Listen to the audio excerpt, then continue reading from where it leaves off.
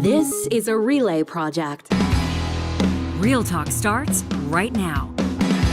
Here's Ryan Jesperson.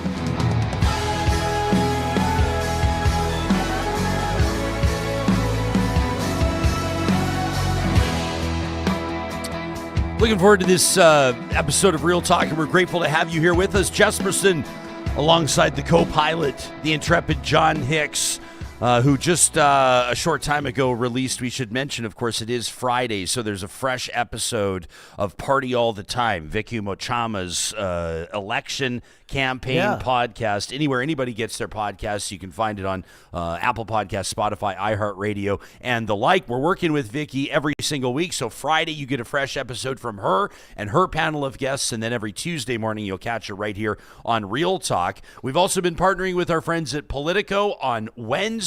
Nick Taylor-Vasey was joining us from Ottawa just a couple of days ago, and on Fridays we're checking in with the team at Meredith, Boessenkool, and Phillips, so we get an across the political spectrum perspective on some of the policy announcements that we've been seeing from leaders. We have a submission here with the flamethrower, and it's from Lindsay, and so I don't want to read it all now, John. That's coming up, the flamethrower presented by our friends at the DQs of Northwest Edmonton and Sherwood Park. If you're a regular, you know that's how we wrap up our Friday episodes. We hand it over to you and your hot takes, but Lindsay is basically calling out everybody. She's calling out political party leaders and campaign strategists, says that she's been hearing a lot about Donald Trump.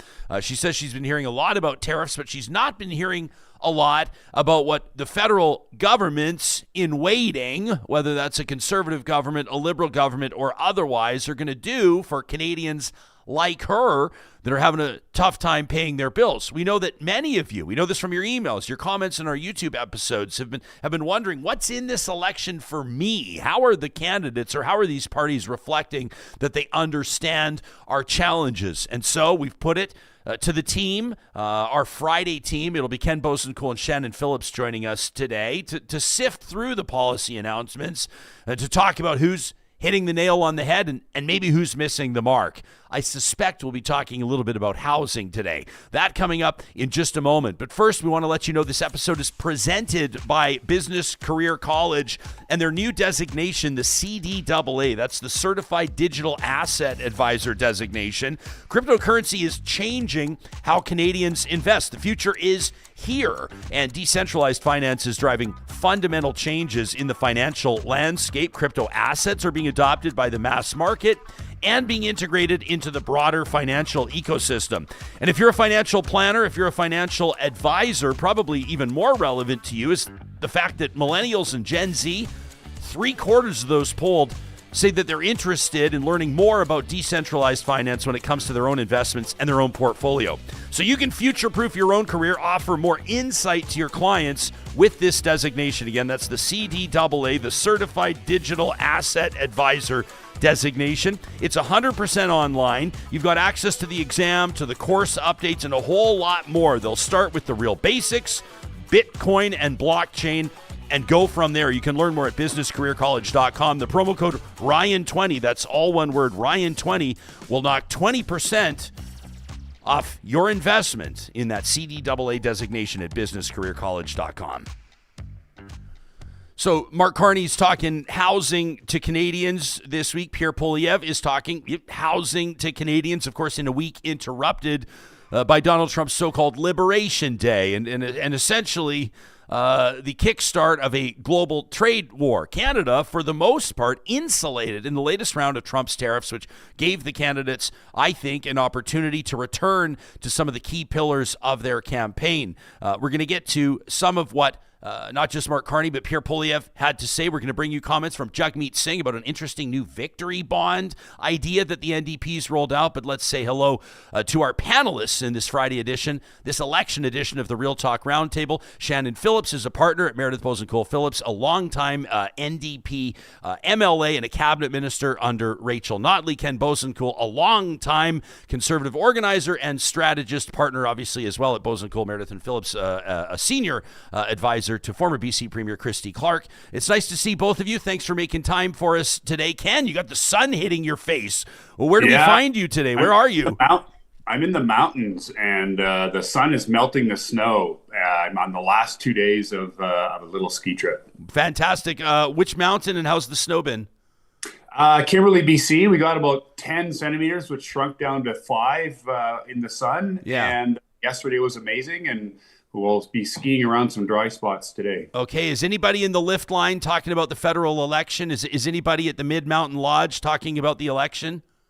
Yeah, there's a bit of scuttlebutt here and there. I mean, this is one of those conservative NDP switch ridings. I don't think like southeastern BC has ever elected a Liberal, and so you have a real divide. You can sit at a table in a local pub with a bunch of people, and you have some pretty, like, they don't talk about politics normally, but when you do, there's some pretty big divides between them.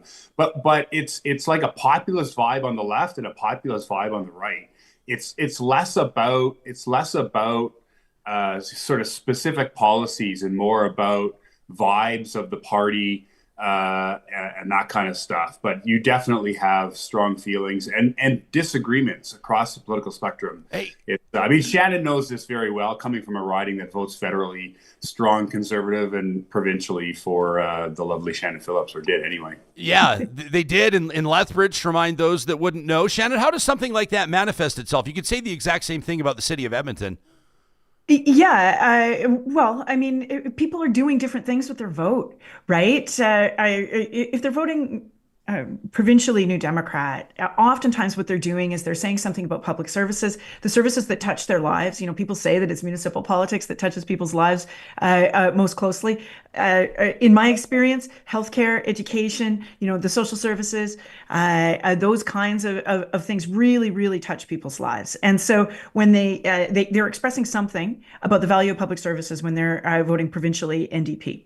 But at the federal level, it's less obvious the direct effect on people's lives. You know, you're not exactly getting people going wild in the streets over the state of the Canada Health Transfer, or the strings that might accompany the Canada Social Transfer, or what the future of the CMHC might look like. And that's to say nothing of foreign policy, which usually doesn't have any place much in a federal election debate. And yet, and so people do divide their loyalties. What's interesting this time is that, you know, they're kind of taking the some folks anyway, and especially in urban centers, I think we're seeing this. They're taking some of those anxieties about the things that they hold together, where it's not necessarily public services in this case. It's more patriotism, the future of the country, and they're kind of transposing that onto their vote this time. And that's why you're seeing more people who might vote provincially New Democrat and federally Conservative are kind of going, they're looking at the red team this time, right? And we're seeing that in Edmonton. We're seeing more seats in play in Calgary, and even, you know, in smaller cities in the Lower Mainland, you're seeing that for sure. You've seen a surge of Liberal support there. And even I was looking at numbers in ridings that are safe CPC and that are in the interior of British Columbia, where usually they're blue-orange switchers. You're even seeing an uptick in the Liberal vote there, right? I want to circle back on a couple of things that each of you said. First of all, Ken, when you say, we throw around the word populist and populism a lot, but you say there's a populist vibe on the left, there's a populist vibe on the right. How's that actually manifesting itself? Like, what does that mean at the coffee shop or the pub? Well, it's people are angry at the way their life has turned out. People that are angry at politics in general. There's a bit of an anger infused there, and I don't want to make it sound like these people are raving anger machines, but there's always an underlying current of I didn't get treated fairly, or this didn't work out for me, or these people made promises to me that didn't get fulfilled. That's the first part of it. The other part of it is I'm willing to take a chance on something that sounds a bit more radical. I'm willing to take a chance on something that sounds a bit more, you know, in the case of Poilievre, angry. I think Poilievre has got the change vote wrapped up, or had it wrapped up until January of this year. And these were people that were upset that they couldn't buy a home. I mean, if you're under 45 in Canada in this election, you're primarily concerned about buying a home and you're leaning toward Poilievre. If you're over 45 in this election, you're overwhelmingly concerned about what Donald Trump is doing and you're leaning toward Carney. And so it's both of those are like non-traditional voters. Let me just quickly say this. The traditional Conservative coalition is older, and those older people are now saying they're going to vote Liberal. The traditional Liberal coalition is younger, and those people are saying they're going to vote for Carney, for Poilievre. Yeah. Like, we're having a big shift. And I think this sort of populism is driving it. It's just, I'm putting aside my historic ideology. I'm putting aside, frankly, in some senses, I'm putting aside policy just to have someone who I think it has a chance of fixing the problem. And it's more of a gut. I mean, people always vote with their hearts and not their brains. That's always been true, but it's even more true right now. I've heard that, Shannon, tell me, you've been through many elections. I've heard that the whole voting with your brain thing, as I say this out loud, I'm realizing someone's going to pull this and turn it into a clip to sewer me. Voting with your brain never actually works. But this whole idea, and you're kind of describing that trend that you're seeing where you go, typical orange voters or blue voters might vote red or whatever. But like, people have always said that strategic voting is not a thing. Like, you see it in certain ridings where they go, oh, I figure that my favorite candidate is going to, I'm going to split votes with this person, then this person's going to come up the middle. So people start moving their votes around. In real life, what have been your observations around the efficiency of that?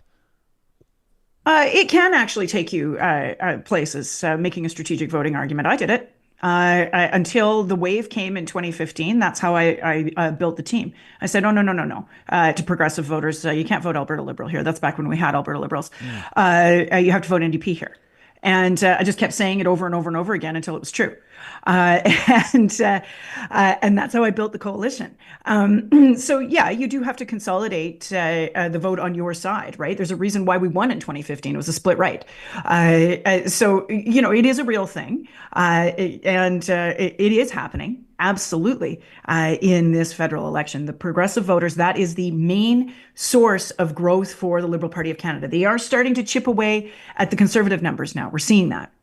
But in the first instance, when that hockey stick graph first started going up into the stratosphere for their numbers, it was on the backs of the New Democrat voters. And the reason for that was that Mr. Poilievre was a uniquely off-putting a political quantity. He just was just absolutely unrelatable for the moment. And in fact, maybe was unrelatable for other moments as well. But there was this big shadow of Justin Trudeau in the way, and people didn't get a good look at him until January. And when they did, they went, progressive voters in particular went, oh, well, he needs to be stopped, especially if we have the Orange Menace south of the border.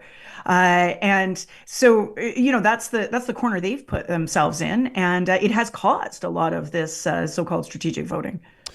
In our Real Talk live chat, powered by Park Power, we're hearing from the different age groups, which is good. Melissa's in here watching, says, I'm under the age of 45, and I'll be supporting the Liberals this election. Sylvie says, can anybody tell me where the left populists hang out? Says, I'm not familiar with any. What does populism on the left look like, Ken? They're all over British Columbia. British Columbia has the largest group, in my experience, of swing voter, of sort of populist swing voters in the country. They tend to be quite proud of the fact they didn't vote for the party that's in power, because they tend to like to be able to say, I didn't vote for those rascals that are in power now. And they tend to be people who say, no government has ever properly taken care of the poor. I've got a friend who hit on rough times and the government didn't help her or him.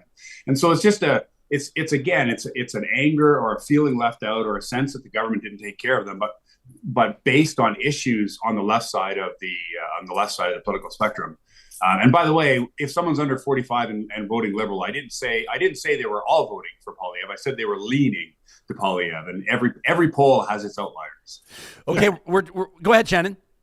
Well, just this point about populism, you see it bubbling up in Singh's messaging. Whether or not it's effective in punching through is quite another thing. But he has been on this for 2 or 3 years now. He made a real hard pivot in response to inflation, to blaming billionaires and grocery CEOs and sort of the concentration of wealth at the top. That is left populism.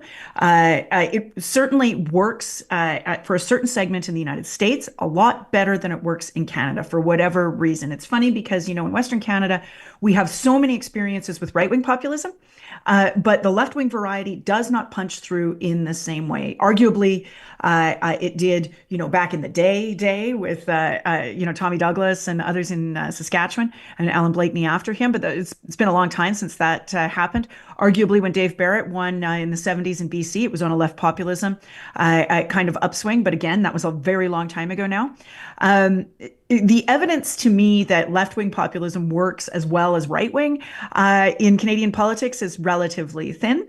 But certainly Singh has been making those arguments, and they are what he has used to distinguish himself, frankly, from the other parties. Okay, we're talking to Shannon Phillips and Ken Boessenkool. The firm Meredith Boessenkool and Phillips make better policy. You can check it out at mbpolicy.com. And our live chat, powered by Park Power, Gilles says affordability has two sides, and no party wants to discuss tanking housing prices. Both Mark Carney and Pierre Poilievre talking about housing within the last 24 hours. I'm going to put that in front of these two in a quick second. Before we do, I want to put this on your radar this weekend. Our friends at Freson Brothers, if you're in the province of Alberta and anywhere near a Freson Brothers Fresh Market store, you're going to want to make sure you check out their Filipino Feast. This is the first time that they've ever done this, which is a fantastic opportunity. April 5th and 6th from 4 to 8 p.m. They've got their Red Seal chefs in action preparing all-time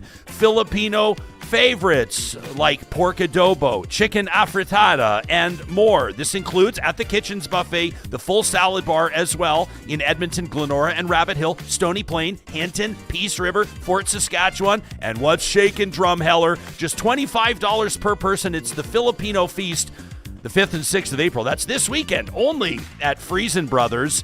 Our friends at Kubi Renewable Energy, we're so thrilled. They're celebrating 10 years. I can't believe it. I remember when this company was just a startup. One pickup truck. Now they're Western Canada's largest and busiest solar installer. You can check out their website, kubi.ca, to get a free solar quote. Whether it's your cabin, your cottage, your house, your warehouse, your farm, whatever you're doing, they're designing and installing solar energy solutions to power your life. And in honor and celebration of their 10th birthday, on the 20th of June at their summer solstice party, the team at Kubi is going to draw the names of 2 Kubi customers that have paid their deposits, and each of you is going to get $5,000 off your solar power system. You can find the details at kubi.ca.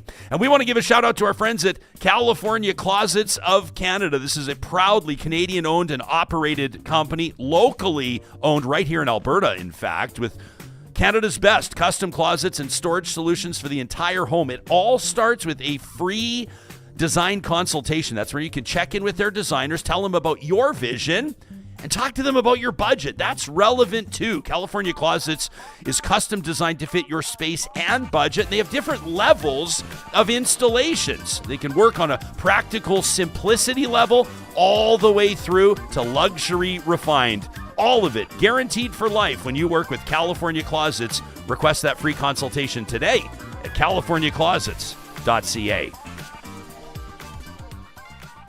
Is this true? Cactus Sheriff in our live chat says, speaking of Drumheller, the world's largest dinosaur is at risk of being torn down in a few years. Says the chamber there not renewing its lease on the land, and the town can't afford to take over. Shannon Phillips joining. Are you in Lethbridge right now? No, I'm in Calgary this you're time. you're in Calgary, but southern Alberta, let's say you have an awareness of what's happening in southern Alberta. The optics. I remember when City Cruise came with crowbars and pried off City of Champions off the signs here in the Metro Edmonton region. What is the optical and other influence or impact of getting rid of the world's biggest dinosaur in Drumheller? Well, I can just imagine how many parents are going to be upset about this. I mean, who among us hasn't taken our little kids to go visit the big dinosaur and walk up all those stairs to go up into the mouth? So, that's going to be a huge disappointment for a lot of people if they don't figure it out. It seems to me that it's when I read the story, it seems like some sort of odd backing and forthing for to be able to fix up and keep current a big monument in the town. I guess they'll have to figure it out. I think probably what we're going to have to do is look into Real Talk's budget and see if we can afford to take the dino off the city's hands, city of Drumheller, maybe put it right outside Mercer Warehouse. How baller would that be? Okay, I want to talk to the two of you about policy and actual promises. Like, let's actually get in a week that's been all about Donald Trump and all about tariffs. We haven't not necessarily not heard a lot, but maybe we just haven't had the bandwidth to take in what the parties are putting in front of us. I want to put these in front of both of you. But here's Mark Carney, Liberal leader, talking about their plan to address Canada's very real housing crisis. Unlike Pierre Poilievre, who thinks slash and burn is the answer to every problem, we're going to address failures in the housing market head on. And we're going to unleash the power of public-private cooperation at a scale not seen in generations. Our goal is to double the pace of housing construction to almost 500,000 new homes every single year. Homes you can afford to buy. Homes that are more sustainable and cost less to live in. Homes made right here with Canadian ingenuity, Canadian labor, Canadian products, including mass timber. So that's Mark Carney, Liberal leader. He's got his plan for housing. Ken, you got a big grin on your face. How come? Are you skeptical that the Liberals could get it done? No, look, I think if you actually want to talk policy, and as a policy wonk, I think this election is less about policy than any we've seen for a long time. But let me just say, the contrast here between what Carney's putting on the table, what Poilievre's putting on the table. Carney is saying we're going to use more government to get more solutions and more things done. He's talking about a big fund to help build social and other kinds of housing. He's talking about the government helping people get these things done. And it has the feel of, we believe in government and we're going to get government to help people make these things done. Poilievre on the other side is saying we want to get government out of the way. We want to get the GST off of new homes. We want to get the gatekeepers out of the way, whatever that means. And so to the extent there's differences, and by the way, I should just say there's a lot of similarities between these two plans. Carney's also taking the GST off, or promising to. To the extent there's a difference between these big plans, it's sort of a plan with more government and a plan with less government, and that aligns with their general philosophical things. But again, if I may, I would just say people are voting on, if they're voting on housing, they're voting on those guys didn't get it done and these guys might get it done, and I'm going to take a risk on Poilievre. If housing is your issue, I don't think too many people are voting for the Liberal side of the House. Okay, well, before we get to you, Shannon, why don't we hear what Pierre Poilievre had to say about this? To call him cynical about Carney's plan would be an understatement. Here's the leader of the Conservatives. In fact, he wants to put the Liberal policies on steroids. His housing plan, I don't know if you saw this earlier this week, he wants to create a government-run construction company that is going to make prefab tiny homes with no parking spots. This is his idea for housing. This is even more radical than the stuff that came from Stephen Guilbeault and Justin Trudeau over the last 10 years. This is not a serious plan to protect our economy and break our dependence. Not a serious plan, says Pierre Poilievre. Over to you, Shannon. I think it's not a serious criticism, right? He goes into, sort of oddball conspiratorial things, like you're going to be living in your tiny home and eating bugs, which don't have any bearing on reality, and is exactly the problem here in terms of the vibes and the tone coming from Mr. Poilievre, right? It doesn't sound like he is actually serious about putting forward his own housing plan when all he's got is these kinds of criticisms in this kind of way of Mr. Carney. The fact is that having a public developer is actually probably a good thing to be able to actually develop public land and others to get things done. The housing plans that Mr. Shannon, can I interrupt? Yeah, sure. Hasn't like, as an example, and maybe this is a one-off, but hasn't like Blatchford in Edmonton, the municipal airport region that was, the development was going to be managed by the city, and it's just been basically a big mess with nothing happening. If there's any recurring message I've heard, it's that people are saying that governments should not be in the business of business and there shouldn't be public developers. What would you make the argument for? What's the argument for? Well, there has been really good examples of public development for housing in the 70s, 60s and 70s, for sure. And it kind of goes to trust and who do you think can get it done. I know it does for me. When my gut sees Deputy Minister Mark Carney, kind of Mark Carney, the bureaucrat, Mark Carney, the manager, up there talking about we're going to have a lean, purpose-built organization to do some of this developing so that we can get things done quickly. I go, okay. My gut tells me, I probably do trust him to be able to get that done, and to be able to bully it through quickly, and to get things done that haven't been done in recent years and have taken way too long.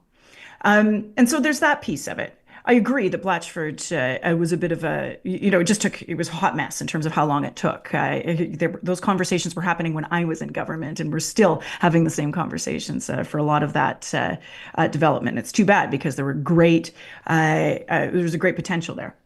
However, what I will say about this is that the other thing I'll say about it is these prefabbed homes, right, or these pre-approved designs. This is how we got a lot of the housing that you see when you drive around. If it looks like it's vintage 50s, 60s, that's how it got built.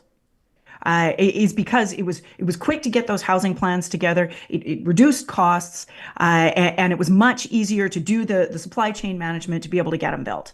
And so having that to take off the shelf is a good idea. And there's nothing conspiratorial about it. That's just kind of a bananas argument. And at the end of the day, I think it goes to trust of who's going to get this done, and who's actually going to take the bull by the horns. And cutting taxes is one thing, and they're both promising that. But what Poilievre is not doing is saying, and also I am going to do. In our live chat, powered by Park Power, Tony says, so hang on a second, because these homes may not have parking, it's a crap plan? Really? Ken, Super Chat Ken says, Pierre doesn't realize how this style of sarcastic snark is unappealing. If all you're doing is complaining, it gets very tiring when people are anxious and worried. Tracy says, in the 60s, my parents bought a 1,000 square foot starter home. They lived in it for 50 years. What's wrong with small homes, especially if that's what you can afford? Jay says, Pierre's housing policy is a boon for developers. Build 20 homes, get one free. That's not going to help with affordability. Oh, and by the way, a shout out from Cliff, who heard me say City of Champs. He says that cityofchamps.ca says, what a cool place to get Edmonton specific apparel. Let's give them a shout out at cityofchamps.ca. I'm showing their website right now. That's killer. That one's for free. And I love that Cliff brought that up. Are they onto something, Ken? Is Poilievre's plan a boon for developers? Is it a bad thing? We talked to Jennifer Keesmaat about this in Toronto, maybe about a year ago. It's not necessarily like, when you're talking about affordability, Shannon's like, what's he going to say? Because Shannon's wired like a politician. She knows you can't say the wrong thing or they'll play it 100 times. But profits, not necessarily a dirty word, right? Like, we have to attract developers, right? Like, there has to be something appealing for developers to get involved, doesn't there, Ken? Yeah, I mean, there's a couple of things. First of all, both parties are sort of promising some version of taking the GST off of home construction. So this idea that the costs are too high is across both parties. The challenge, I think, is that a huge part of the cost, and especially in Ontario, where this problem is acute, and also Lower Mainland, we have these things called development charges. There's nothing a government likes more than being able to charge future voters instead of current voters. And what development charges do is they put a massive charge on the building of a new house, and it just makes it less affordable. In Ontario, I've seen numbers as high as 40% of the cost of a new home is just local development charges. Well, this is the city of Kingston, the city of London, the city of Toronto, charging future voters instead of charging current voters. And that's just a politically good thing to do, but it makes housing really expensive to build, and cutting the GST is a way of clawing back at that. But I really think we also need to get a handle on these development charges and getting those down. Okay, I want to ask both of you about another policy announcement or something that's really catching your eye. That's the point of this conversation in this episode, is what might Canadian voters be missing? But I see Calgary mayoral candidate Jeremy Farkas in the chat right now, and he wonders, I wonder what our panelists think. Are there more candidates being dropped this election than usual? We saw a realtor dropped in Calgary. We saw the Conservatives drop a candidate in Eastern Canada based on comments about the death penalty and Justin Trudeau. And then in Edmonton, a former NDP MLA, Rod Loyola, dropped by the federal Liberals after a video surfaced 15 years ago, reportedly praising Hezbollah and Hamas at an anti-NATO event. Shannon, you know him personally. I don't know if you have any insight in him being dropped as a candidate. The bigger picture, are more being dropped than usual? I don't have any particular insights. Everybody has a life before elected politics, and some of it is more regrettable than others. I would say that I don't think there's any more or less. It might be that the vetting is a little lighter this time around because it was a snap election. Having said that, I also suspect that the Conservatives' appetite for overlooking some of this stuff among their own candidates has diminished, given the state of the race right now. So the Conservatives dropped 4 in one day, I believe, and some of it was a pretty light touch. It was one guy who liked a comment on Facebook. Really? Yeah. So I mean, there's the problem is that, the War Room might have found other things on him. Right. And so like that's the thing about when they drop people really, really quickly. Sometimes it's because they know there could be more to come. And so they're just going to cut their losses.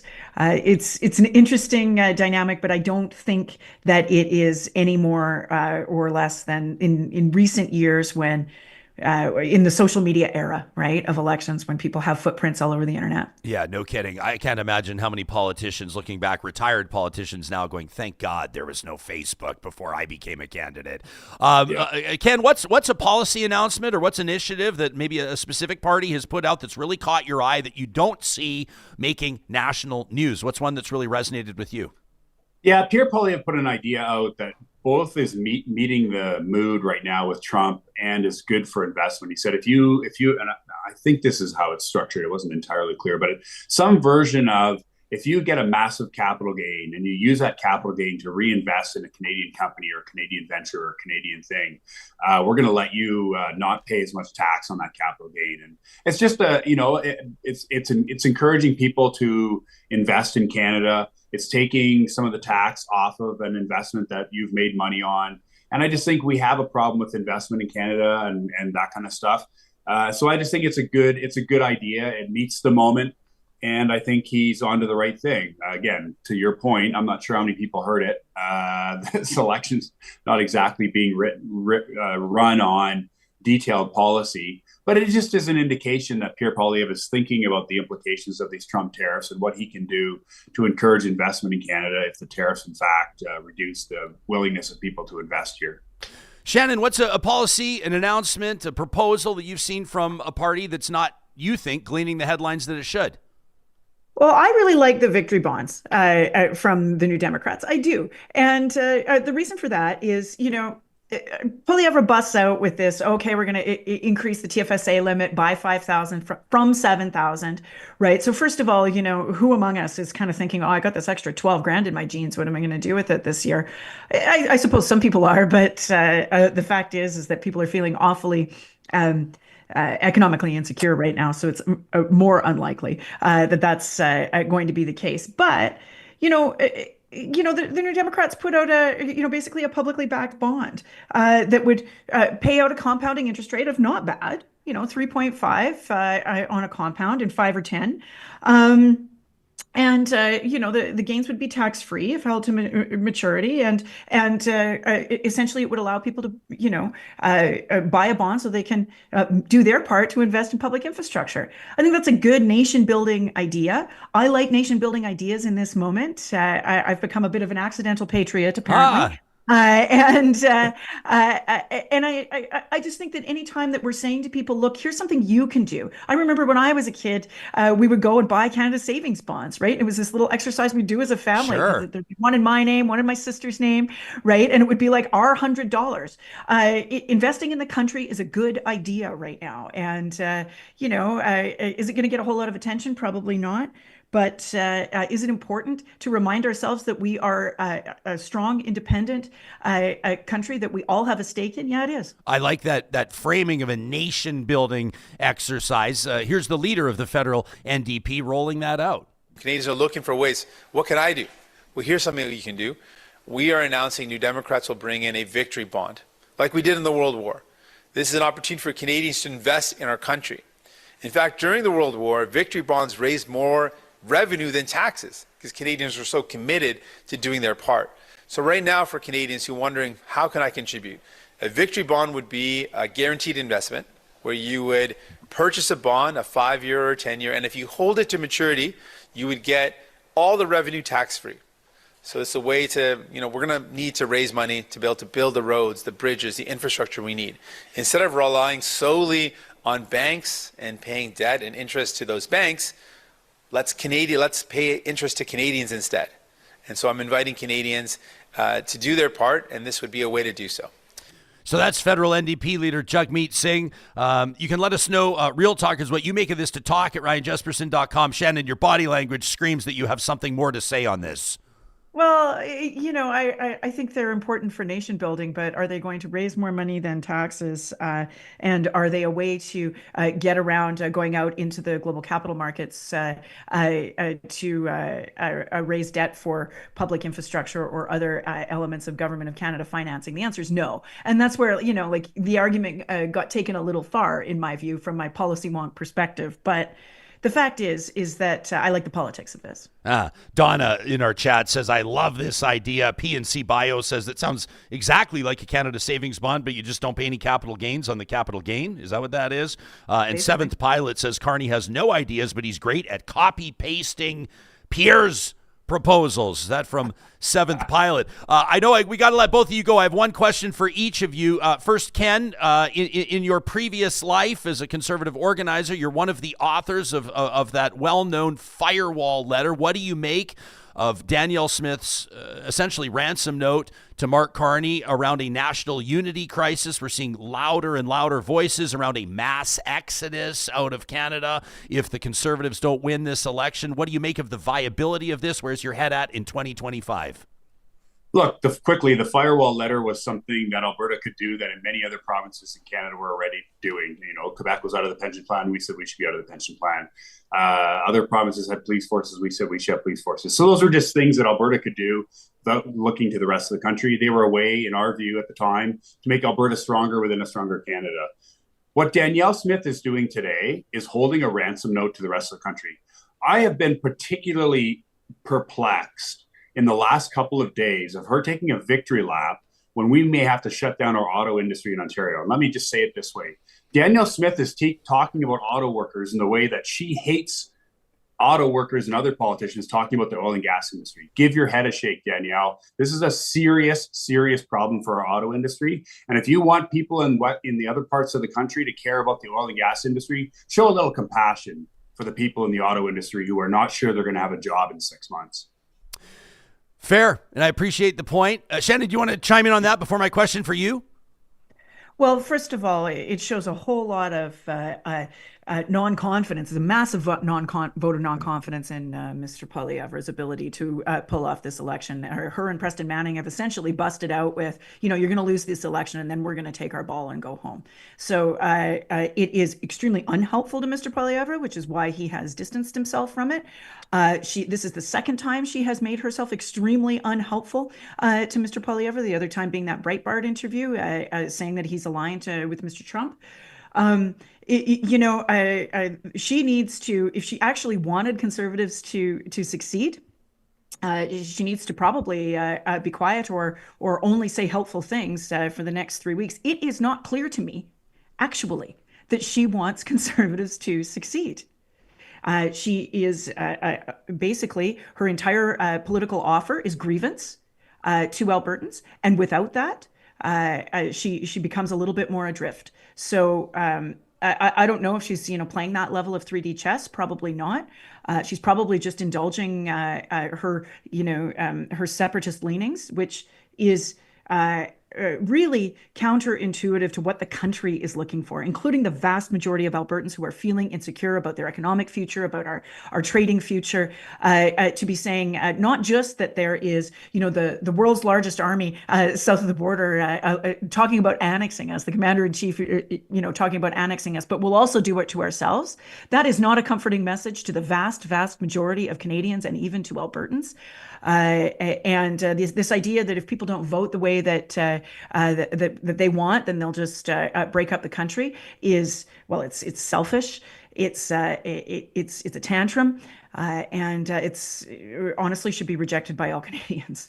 Okay, one in closing. I know you both have to go. Shannon, Lethbridge's former mayor, who I understand to be very popular in the southern Alberta city, Chris Spearman, has thrown his hat into the ring for the Liberals. Pollster Janet Brown has called him the highest profile candidate ever to run for the Liberals in that riding. As Joel Dryden with the CBC points out, the Lethbridge riding has been claimed by Conservative parties in federal elections for more than 90 years. I'm showing it right here on my screen. More than 90 years Conservatives have won this riding. Can Chris Spearman win Lethbridge for the Liberals?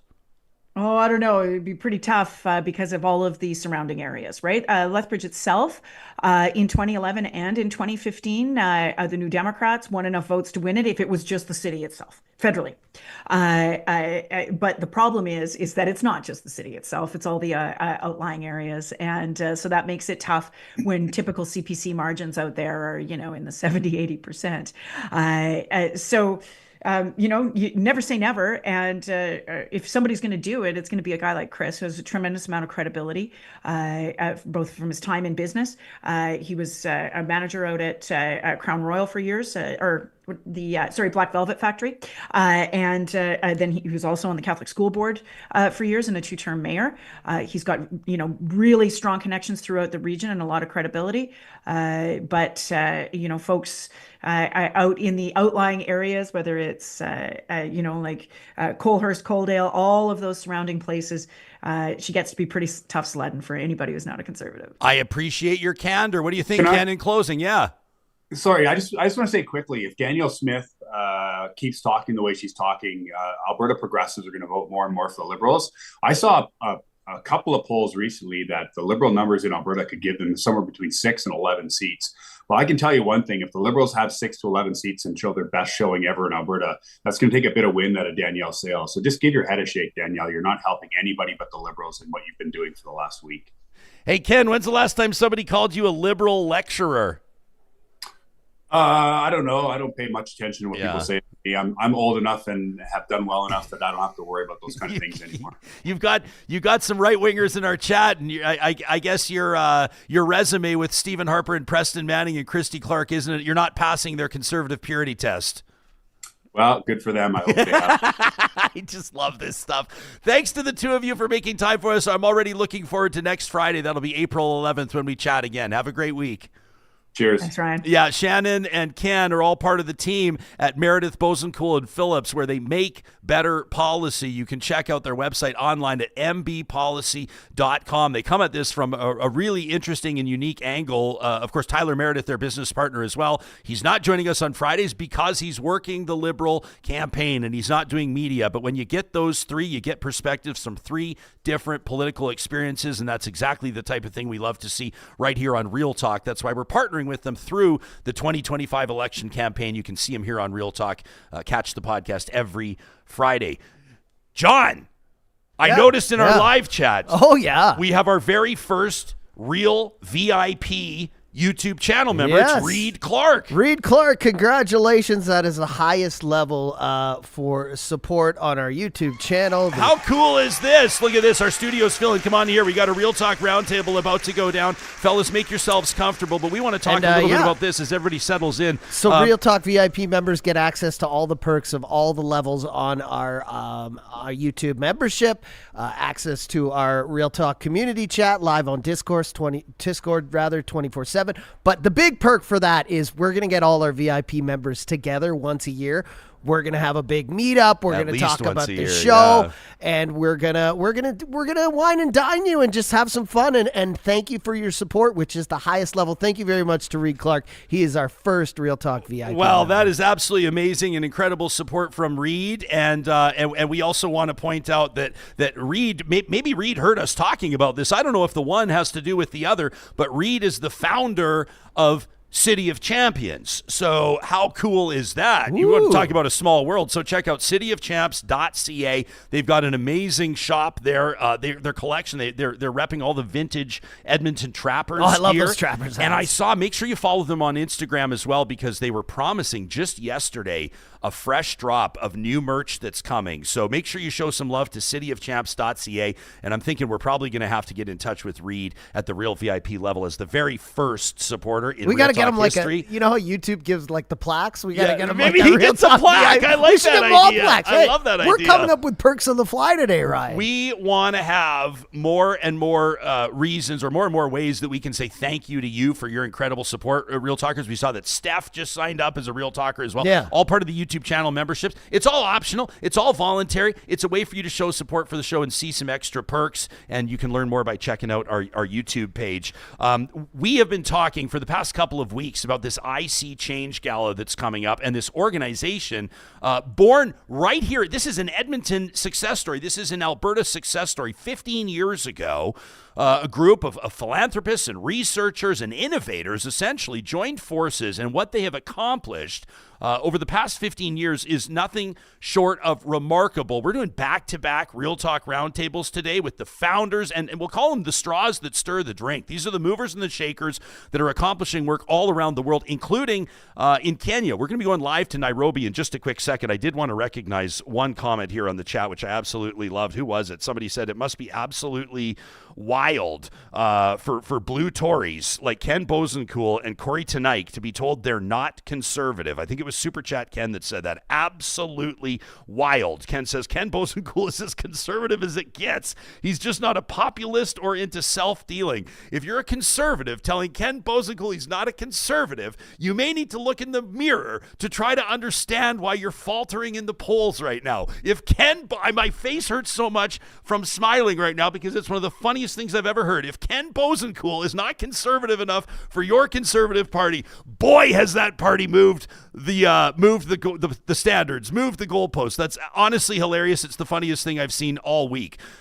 The IC Change Real Talk Roundtable in just a quick second, but first, our friends at Athabasca University want you to remember one of the reasons why they've got more than 50,000 alumni across this country is because they're world-class accredited online degrees and courses designed so you can complete your education wherever and whenever it works for you. The only commute is to your device. You can learn more about transfer credits, some of the student initiatives they have, the application process, and admissions by visiting athabascau.ca. We heard from one of you. You didn't want your name used, but you wrote in to let us know you're signing up for the AUMBA, and we wish you well in that. Athabasca University, Canada's open university at athabascau.ca. We're getting excited for the Real Talk Golf Classic. That'll be our 4th annual, Thursday, June 19th at the Ranch Golf and Country Club. We take our tournament to the Ranch because nobody does golf tournaments better. In fact, the team at the Ranch does 120 tournaments a year, which means they've got it dialed in. If you're in charge of your organization, your nonprofit, your corporation's golf tournament every year, you're going to want to check out theranchgolf.com. They've got a tournament package that includes on-site event coordinators, fundraising ideas, different menus, state-of-the-art GPS power carts, and more. Book your tournament today at theranchgolf.com. And all this talk about money and markets, the team at North Road Investment Council reminding you they are a steady hand and a studied voice to guide you through wealth and investing. Let's be honest, it's been an unsettling week or so. Heck, it's been an unsettling month. And successful saving can create unexpected challenges, and that's where their financial advisors come in, because life's financial journey doesn't always follow a straight path. You can find out what makes Marshall Carey and their team different, including digital risk advisory services, by checking out North Road Investment Council online at northroadic.com. Well, coming up on April 12th, Real Talk is very proud to be supporting the IC Change Gala, Clear Waters, Clear Futures, in support of innovative Canadians for Change. And what a huge honor it is to welcome to the show 4 individuals that have made it their life's work to literally transform lives around the world. Dr. Abdullah Saleh is the CEO and co-founder of IC Change, where he's led the creation of numerous social enterprises and tech-driven innovations addressing complex challenges in low and middle income countries.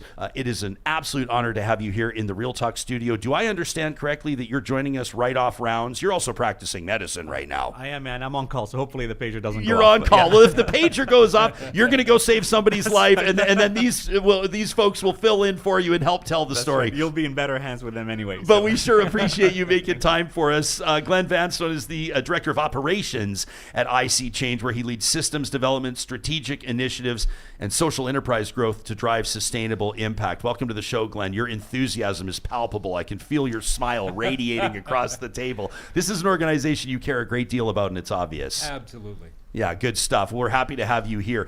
Tom Ogranko is a consultant and a well-known investor in Alberta focused on sustainability and innovation, the founder of Challenge Ventures, which is a venture studio accelerating novel technologies for sustainability. And you've been the guy behind the Challenge dialogue system. You're the one that kind of makes this all work. Is that right? Well, I'd like to say I am, but I am part of a larger team that does. So I've been inspired by others to put this into the hands of IC Change as an enabling tool. Yeah, classic leadership technique. Deflect the praise and share it with the group, right? That's how you do it. And what an honor to have Bizu Kanja joining us live from Nairobi, Kenya, the general manager of the Galleria Shopping Mall in Nairobi, where she oversees all aspects of operations, leasing, and strategic development. Obviously, a valued partner with IC Change. Bizu, welcome to Real Talk. Tell us where you are and give us a sense of what this roundtable or what this relationship with Innovative Canadians for Change has meant to you and so many people in Nairobi. Oh, wow. Thank you for having me. I am in rainy Nairobi right now. I've been working with I've known Abdullah for over 10 years now. We met through a common friend, but basically I've been trying to help him be the face here, but to be honest, he's been doing most of the work.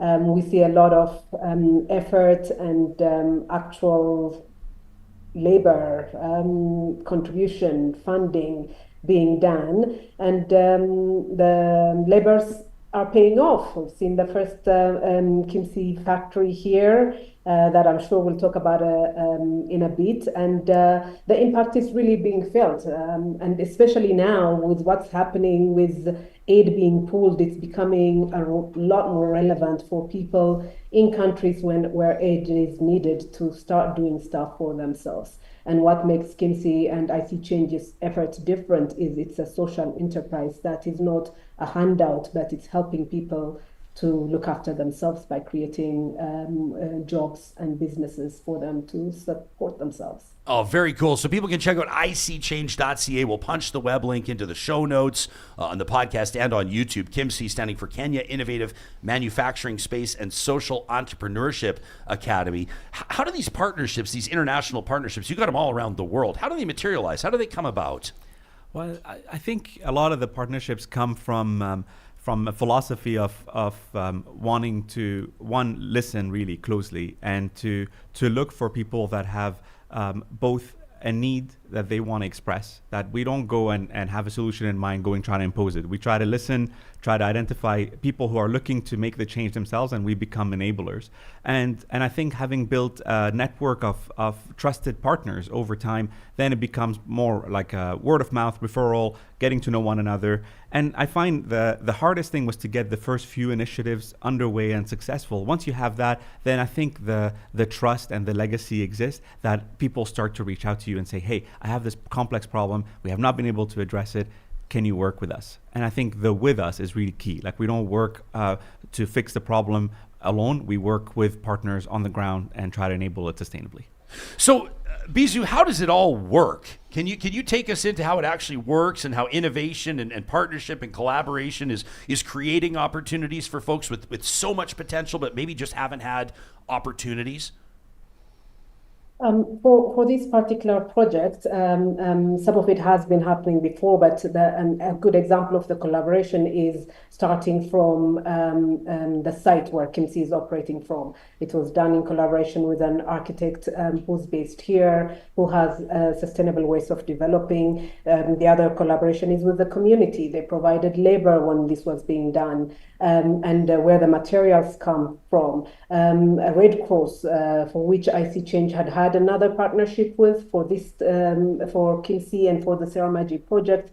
Collaboration is being looked at for using their distribution networks when we handle the production, and other community development programs that are based in the communities that need the help.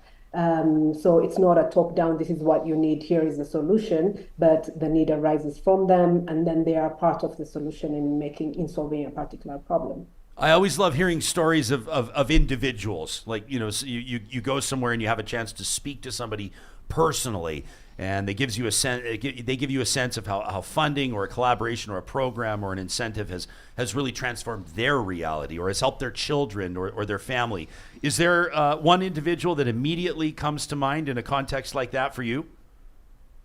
I think Abdullah might be a better person to answer this. How about it, Abdullah?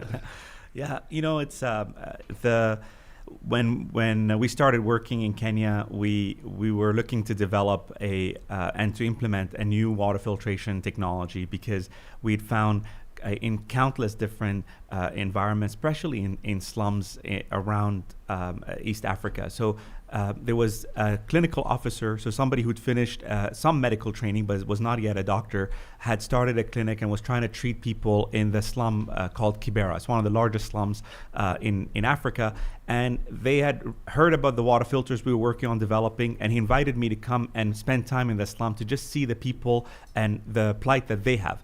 And so I met with this person and saw that the reality that they were facing in terms of diarrheal disease for children under the age of 5 being one of the leading causes of death really resonated with me. And the fact that this person he could have left the slum, but was willing to stay, work there, live there, help people. And it really helped inspire me to focus a lot of our effort to move where our manufacturing was to serve a lot of people who were living in some of the most densely populated urban slums around the world.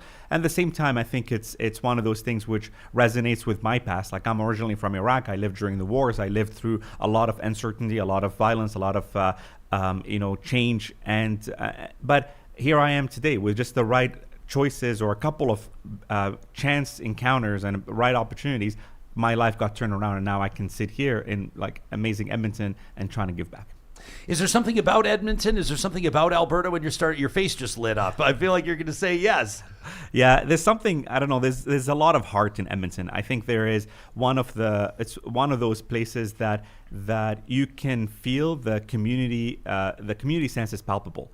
I'm a pediatric surgeon. I work at the Stollery, and that really is seeing families day in, day out come in with a lot of the fears, the uncertainty that they face with their kids.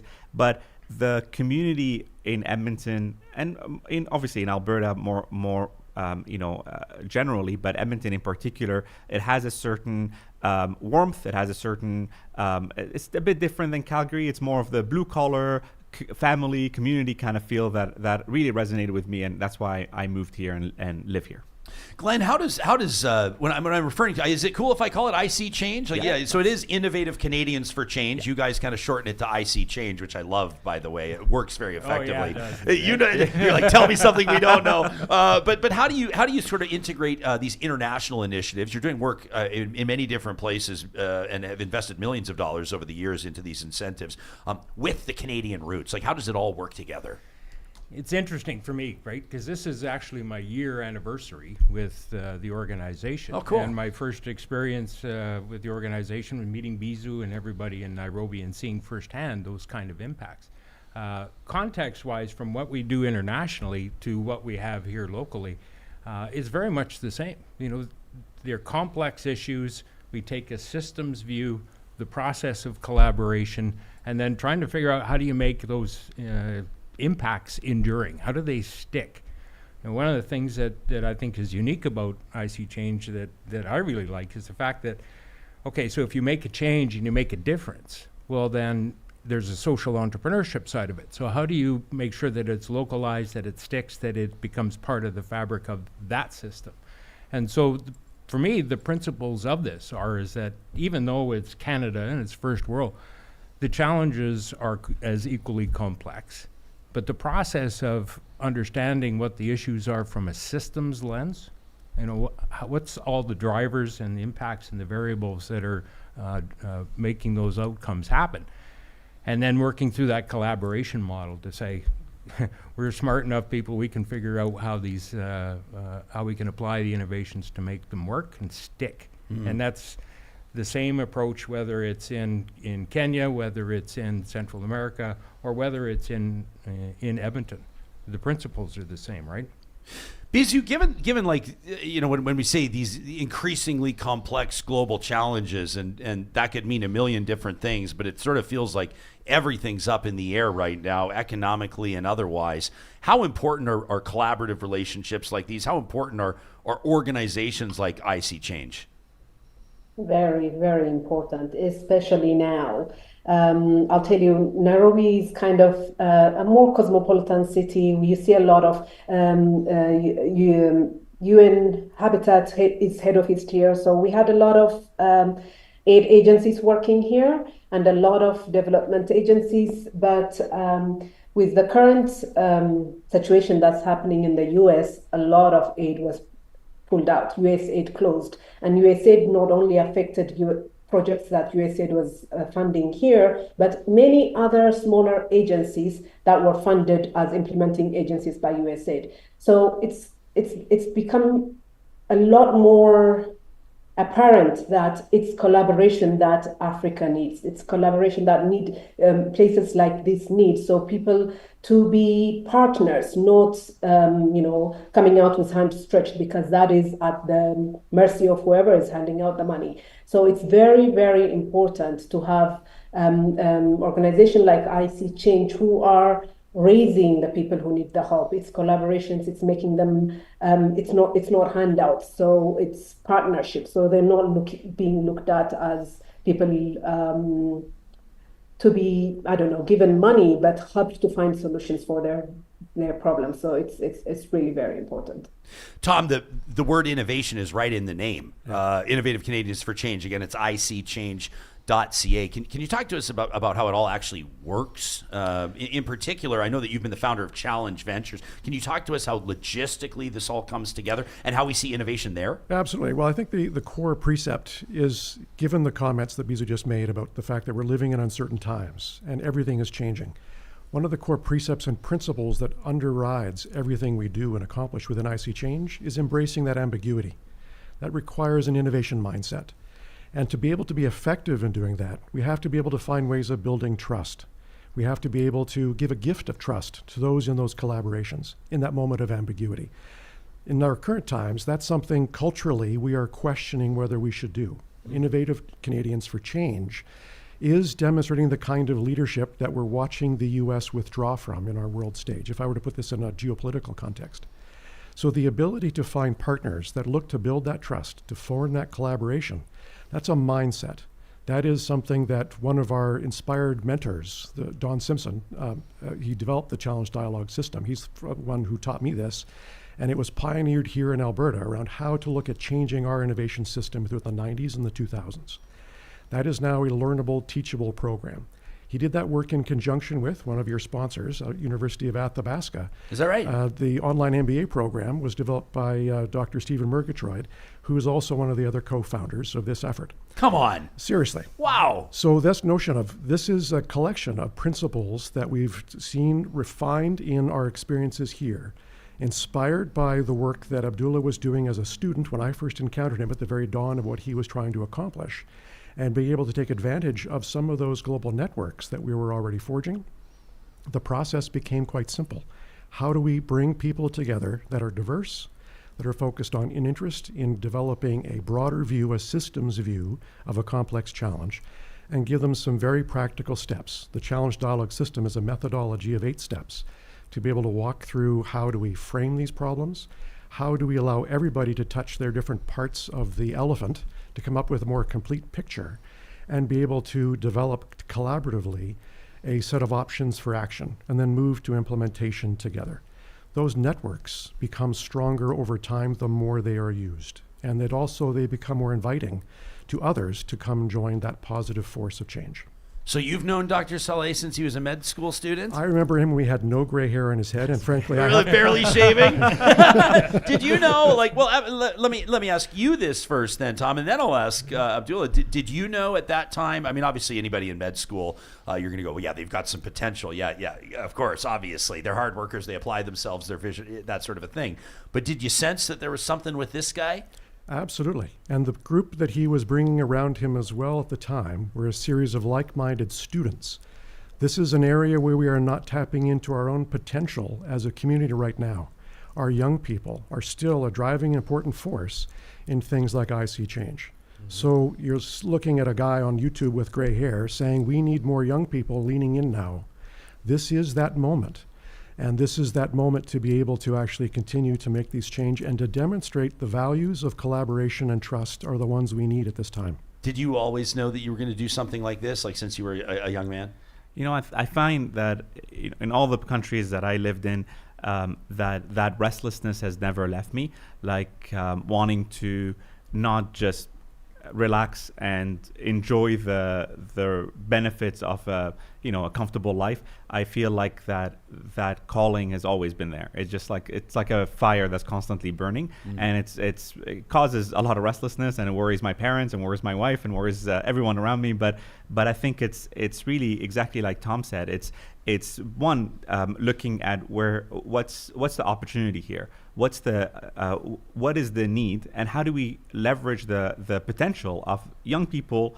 Now that I am with graying hair and less hair than before, how do I enable the next generation of young people rather than be an impediment to them? Because when I was working on a lot of this stuff, I got a lot of no's. There were a few notable yeses and a few notable people who took a chance on somebody like me. But there were a lot of people who thought, well, this is too crazy, this is too difficult. Stay in your lane, you're a medical student, go to school, do your thing.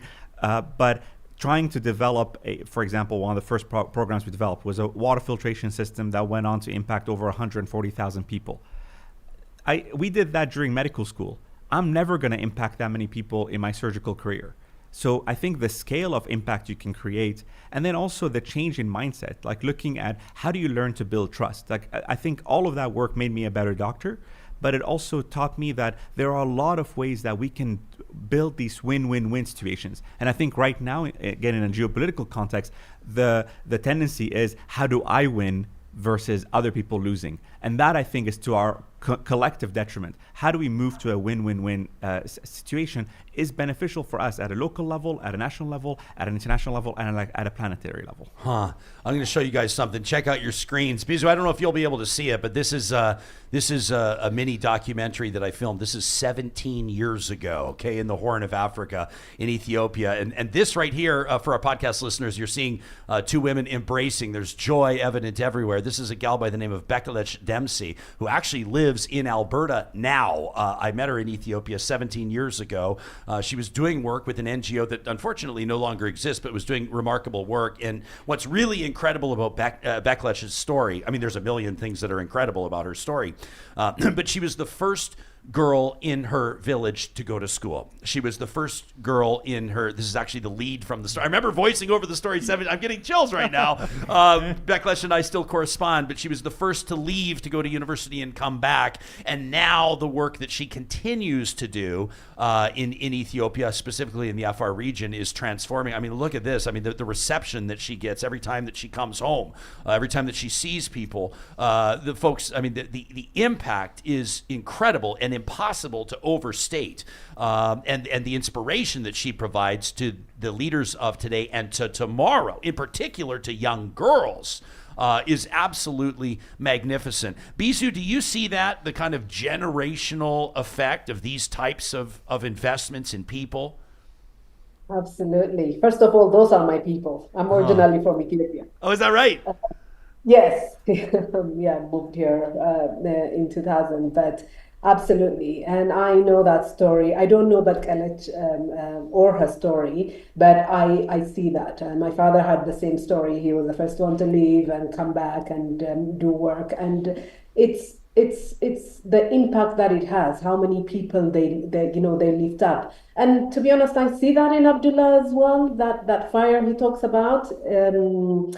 That is what keeps me here.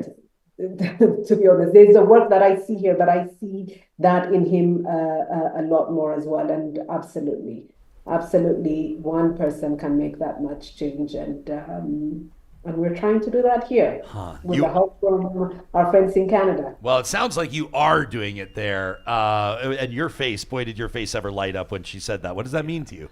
Oh, it's it's the most humbling thing to hear that from people that I care about and love deeply, and to be able to do that, with the people sitting around at this round table, to 10, 15 years out from when we started, to still be talking about doing stuff together and doing it at that level, and to see some change, some impact is a dream come true. But it also just tells us that there is so much more that we can do. And I feel like the fact that we still have fire in our belly to do this work, I know we'll keep going further and further, and then bring those lessons to impact our own home. Because sometimes the hardest thing to do is to look at our own backyard and address those challenges, and that's what we're doing now. Yeah. So we've been. Oh, go ahead, Glenn.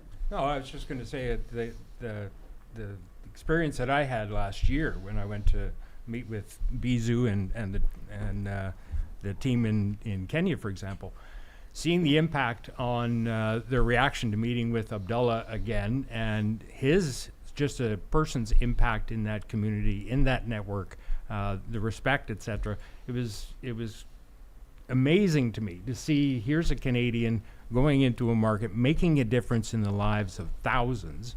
Because we haven't even talked about the Kenya Trauma and Injury Program that he built for the entire nation. That kind of impact in a community. And here we come back to Alberta, and he's a pediatric surgeon and nobody knows about this. I mean, this is Canada being Canadian and making a difference in the world. And we were talking earlier about, and Bizu referenced it, the withdrawal of U.S. aid has crafted this massive vacuum in the ecosystem. Well, what happens in a vacuum is a new form of development. And so is Canada in a position to be able to take what we've learned, the things that we can do in our own backyard, and can we scale that up in a world context that says we're not going to be U.S. aid, we're not going to replace that. But we can do, to Bizu's point, we can mobilize local people to rally around local impacts, and that can have a massive multiplier effect on making a difference in the lives of so many different people. All right, the model is there. We can do it locally. We are working on domestic issues, but the fact that there has been a massive displacement in the ecosystem from a financial perspective doesn't mean there isn't any money out there. It just means that there are different ways now that we can actually make a difference in really impactful ways. You see, it's written right here on my notes. It's the next thing. I'm glad you brought it up. Bizu, as if we need to tell you, but look at this. So, Johnny, you can show my screen. I just Googled U.S. aid cuts, and look, these are just the headlines. Okay, these are the recent headlines. These are all 24 hours old. Millions of Afghans lose access to healthcare services as U.S. aid cuts shut clinics. Is it woke to care about the environment? How Trump's cuts are dismantling global conservation work. Corruption hunters say Trump's U.S. aid cuts just made organized crime groups much more dangerous. Trump's U.S. aid cuts cripple American response to Myanmar earthquake. What would a world without foreign aid look like? U.S. aid's demise raises fears for millions of lives across the global south. I could keep going and keep going. I'm not trying to ruin everybody's Friday. But Bizu, I would imagine that an announcement like that, the cut of billions of dollars of funding, must be resonating all around you. It is. A lot of people are feeling it, like I say, not only USAID office here, but a lot of smaller implementing agencies that are implementing projects in different areas. But I want to build on what Glenn said, and I think it has to be an indicator that there's a shift needs to happen. So it's not relying on aid, but it's finding collaborative of working with people. So it is a sustainable way of, bringing change about. I mean, aid agencies generally should work to run themselves out of business. It should, outside of disaster and war, everything else should have an end. If you're trying to solve for, I don't know, a particular need, a health issue and stuff, you should be able to solve that. And if we bring those innovative solutions to the ground, closer to the people that are facing the problems and know it inside out, but help them find, newer, quicker, smarter way of solving it, that is where sustainable change is going to come. So maybe we should look at it as a way, to it needed to happen, and we need to shift gears and pivot and find a solution. I respect the heck out of that optimism, to be sure. Doctor, before we wrap, and I want to give each of you, by the way, a chance for a bit of a takeaway. We give everyone kind of give a charge to the audience, something to think about this weekend. But I just want to ask you about the Innovation Lab. I can't possibly do service to the amount of work that IC Change has been doing, and I really implore people to check out the website. But over the past couple of weeks, when we've been sharing details about the IC Change Gala, which is happening April 12th right here in Edmonton, I'm so excited to be hosting it and to be joining you all. We've been talking about like solar-powered oxygen delivery in hospitals and these water filters that are the basic of clean water to help folks of all ages survive, these types of things. But people can go online and check out the Innovation Lab on your website, icchange.ca. Powerful designs for disruptive change. This is some of the coolest stuff that I've ever heard of in my life. What if we could 3D print an entire operating room? What if not a drop of donated blood goes to waste? What if the sun could breathe life into a sick child? How do these innovations happen? How are they funded? How do they get on your radar? How does this, take us into the process. For sure. Yeah. So like I said earlier, really we function one of two ways: either through an expressed need, somebody comes to us with a problem to try to address, or we identify a complex level need that could create a massive impact. And once we have that, I think the first step is to have the humility to look at other solutions that have been done. Can we learn from that? And then we bring all that understanding into the Innovation Lab. We leverage our global network. We have over 500 different people around the world that have done work with us in different capacity, and say, hey, we have this problem that has never been done before. Like, for example, surgical instruments in operating rooms. Everywhere around the world, there's not enough surgical instruments, or they're out of date, or they're not designed for children, for example. What if we could look at it and disrupt that whole philosophy, that whole market, that whole industry? And so we go about doing it. And because I think having had some like almost the naivete to take on complex problems allows us to then imagine a different state, imagine that things can happen. Then we create that urgency. And once we start talking about it like it can be fixed, we look for those win-win-win situations. And then, multiple times we've been in situations where we don't have money to build the solution, but the right players come into play, and they all start to contribute their time, their effort, their energy, and then we develop a prototype.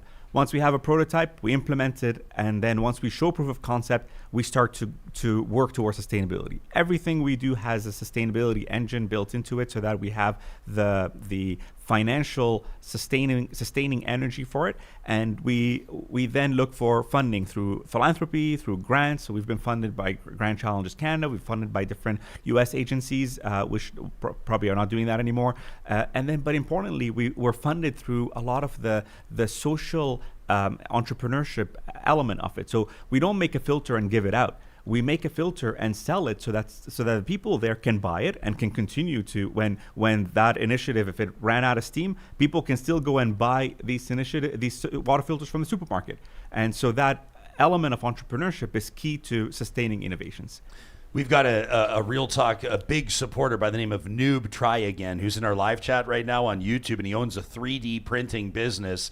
He's actually printed Johnny and I some incredible stuff, like a big, when you guys came in our green room, did you see that plaque for the Real Talk Pond Hockey Classic? Yeah. So he printed that. Are you serious? And he says right now, he goes, I am here for all the amazing things that 3D printing can bring to this world. He says the future of the technology is wild. We're just starting to understand how 3D printing is going to change everything. Absolutely. I mean, it's so the opportunity for disruption, and then also to not look at it as this is just for high income places. I think sometimes the opportunity to disrupt, like the applications of artificial intelligence, of 3D printing, of some of the most advanced technologies, are actually more ripe for a lot of the places that don't have anything, for example, radiologists.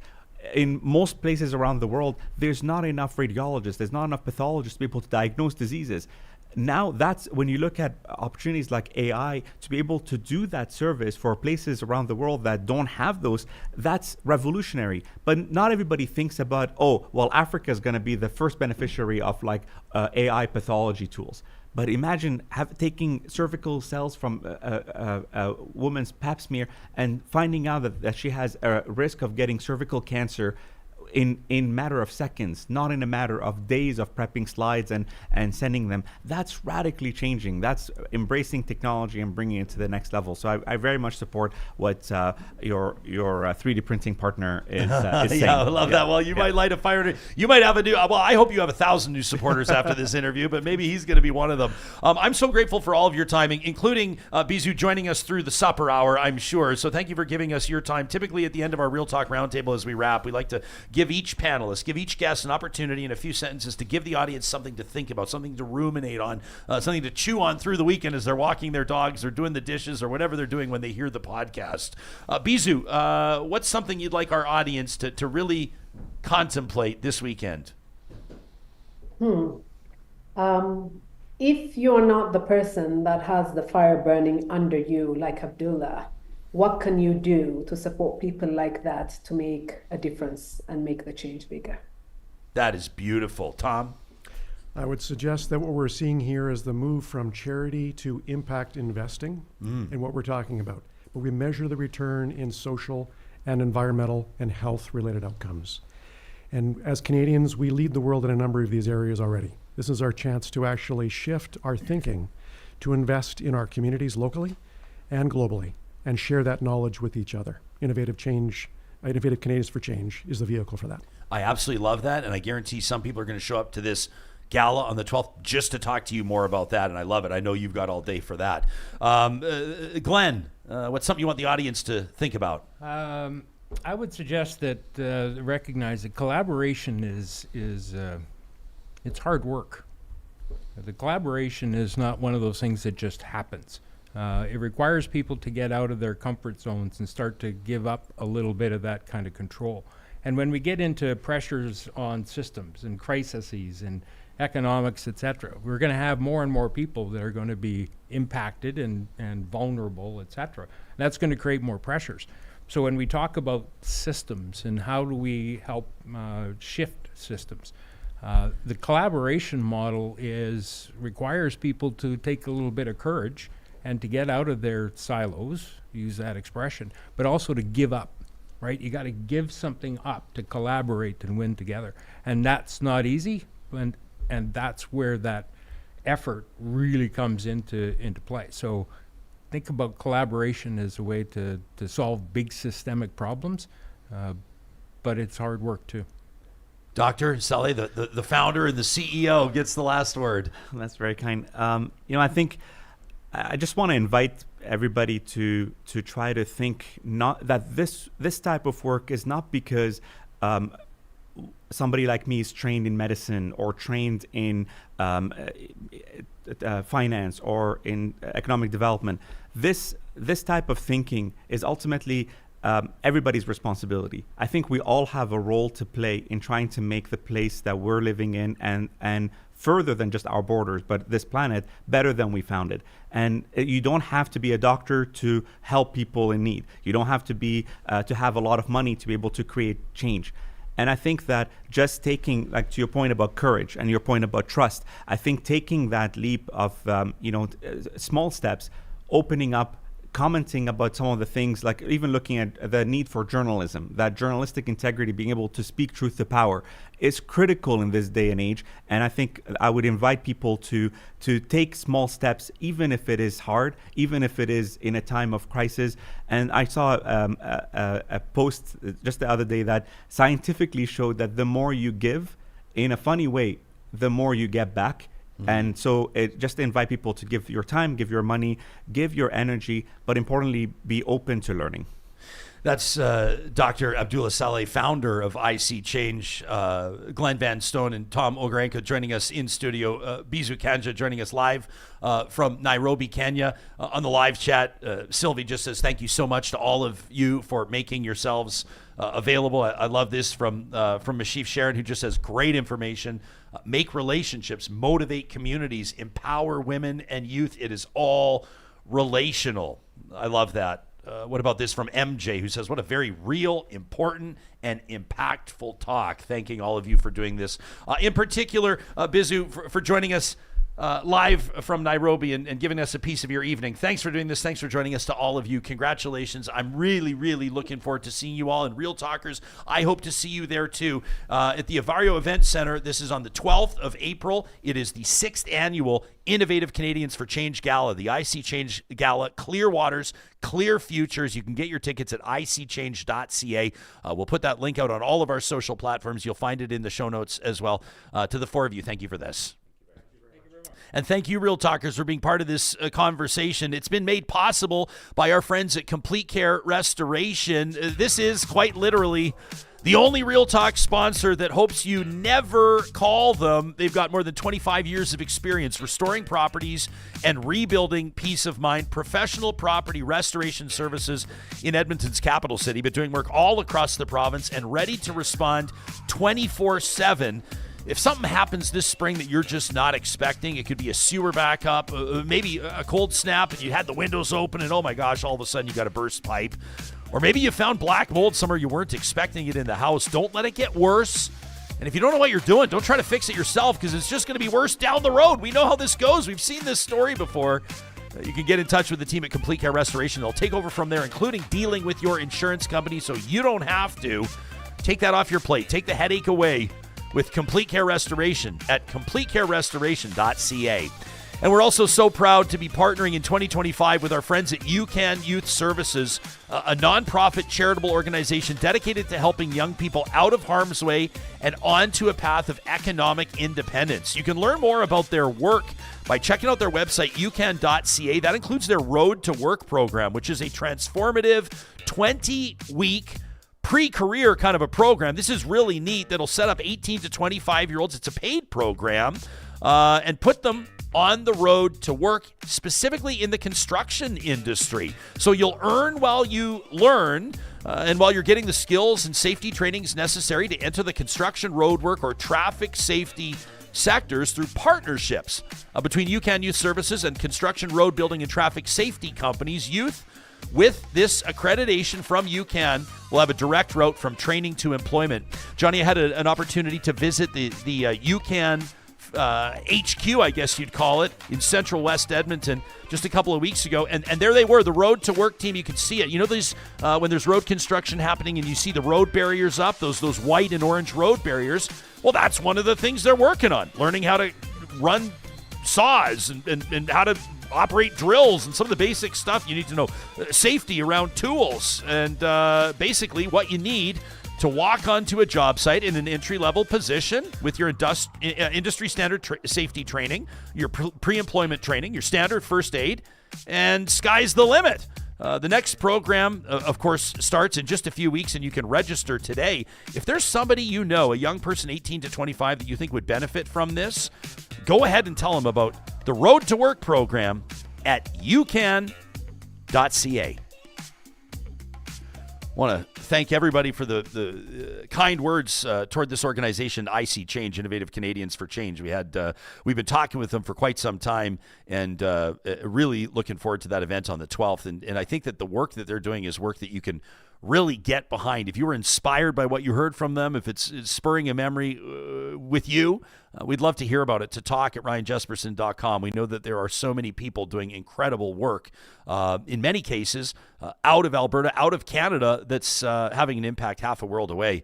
I had a bit of a trip down memory lane going back to the well, no pun intended, on some of this Ethiopia reporting from 17 years ago. Look at this young buck, Johnny, telling this story. Look at this. When's the last time you saw? Look at this young fella. I'm sharing my. Look at that. That's shit. Hey, that's me 30 pounds, 16? 30 pounds ago with no beard, reporting from Ethiopia. What an incredible memory that was. And I think of my buddy Leo Sagan, May he rest in peace.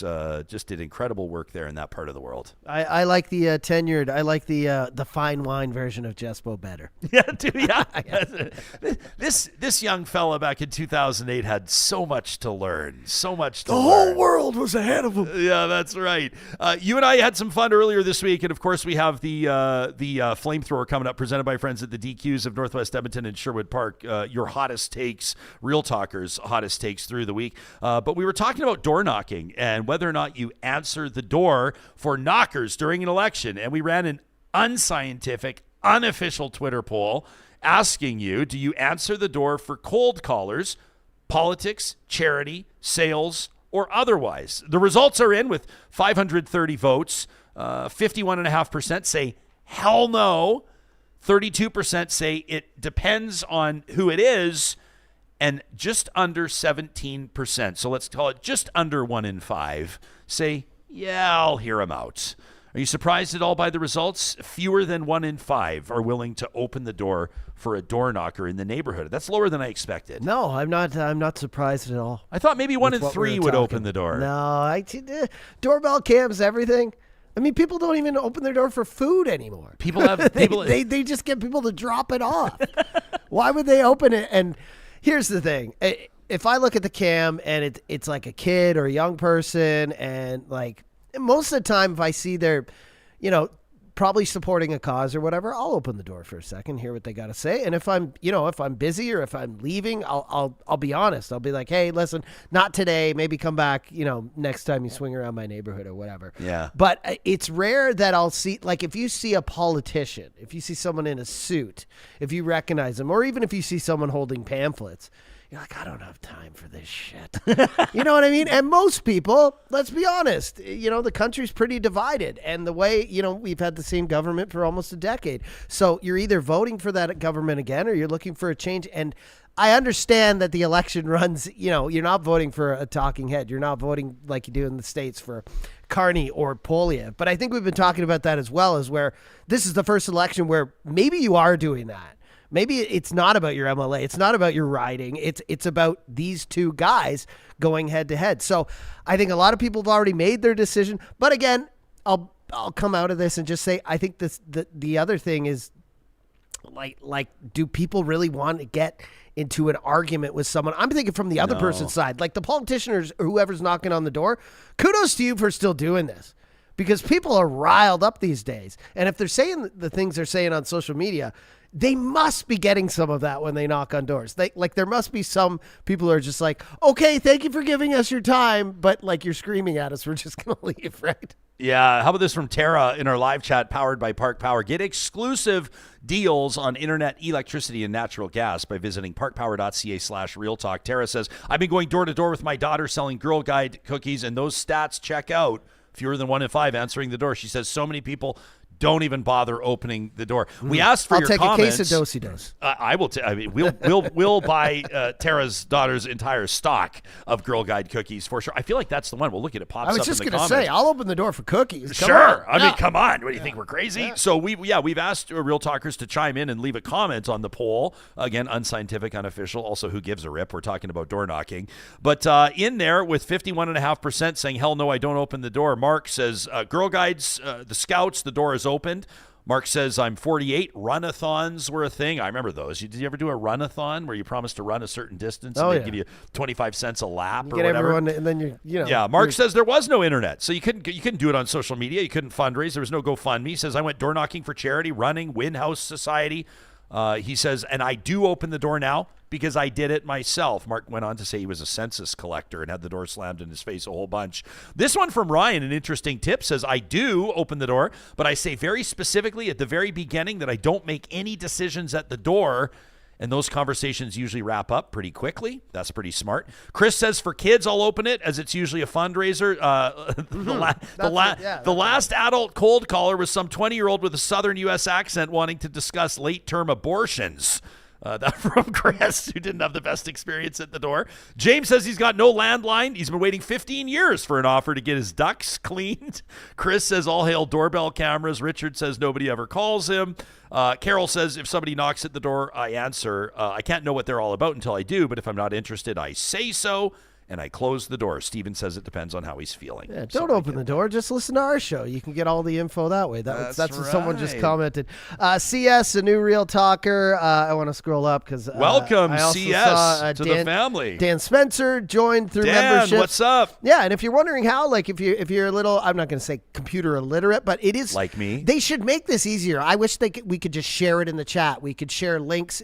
It's not fully. You just go to our homepage, our Real Talk. I was just going to say, YouTube if you channel. want to do it right now, just click on our homepage, go to the main page, and right under where it says subscribe, where you would subscribe to a page, there is now a new button that says join right next to it. I know you're looking for it on your screen right now. It's not going to have it because you're the owner. You're the owner of the page. Yeah, but shout out to everybody. We saw Steph join earlier. There's the different levels, obviously, Real Talker, Real Deal, and the Real VIP. And want to, again, a shout out to Reed Clark, our first ever Real VIP. This is incredible. We're going to hook him up with something cool.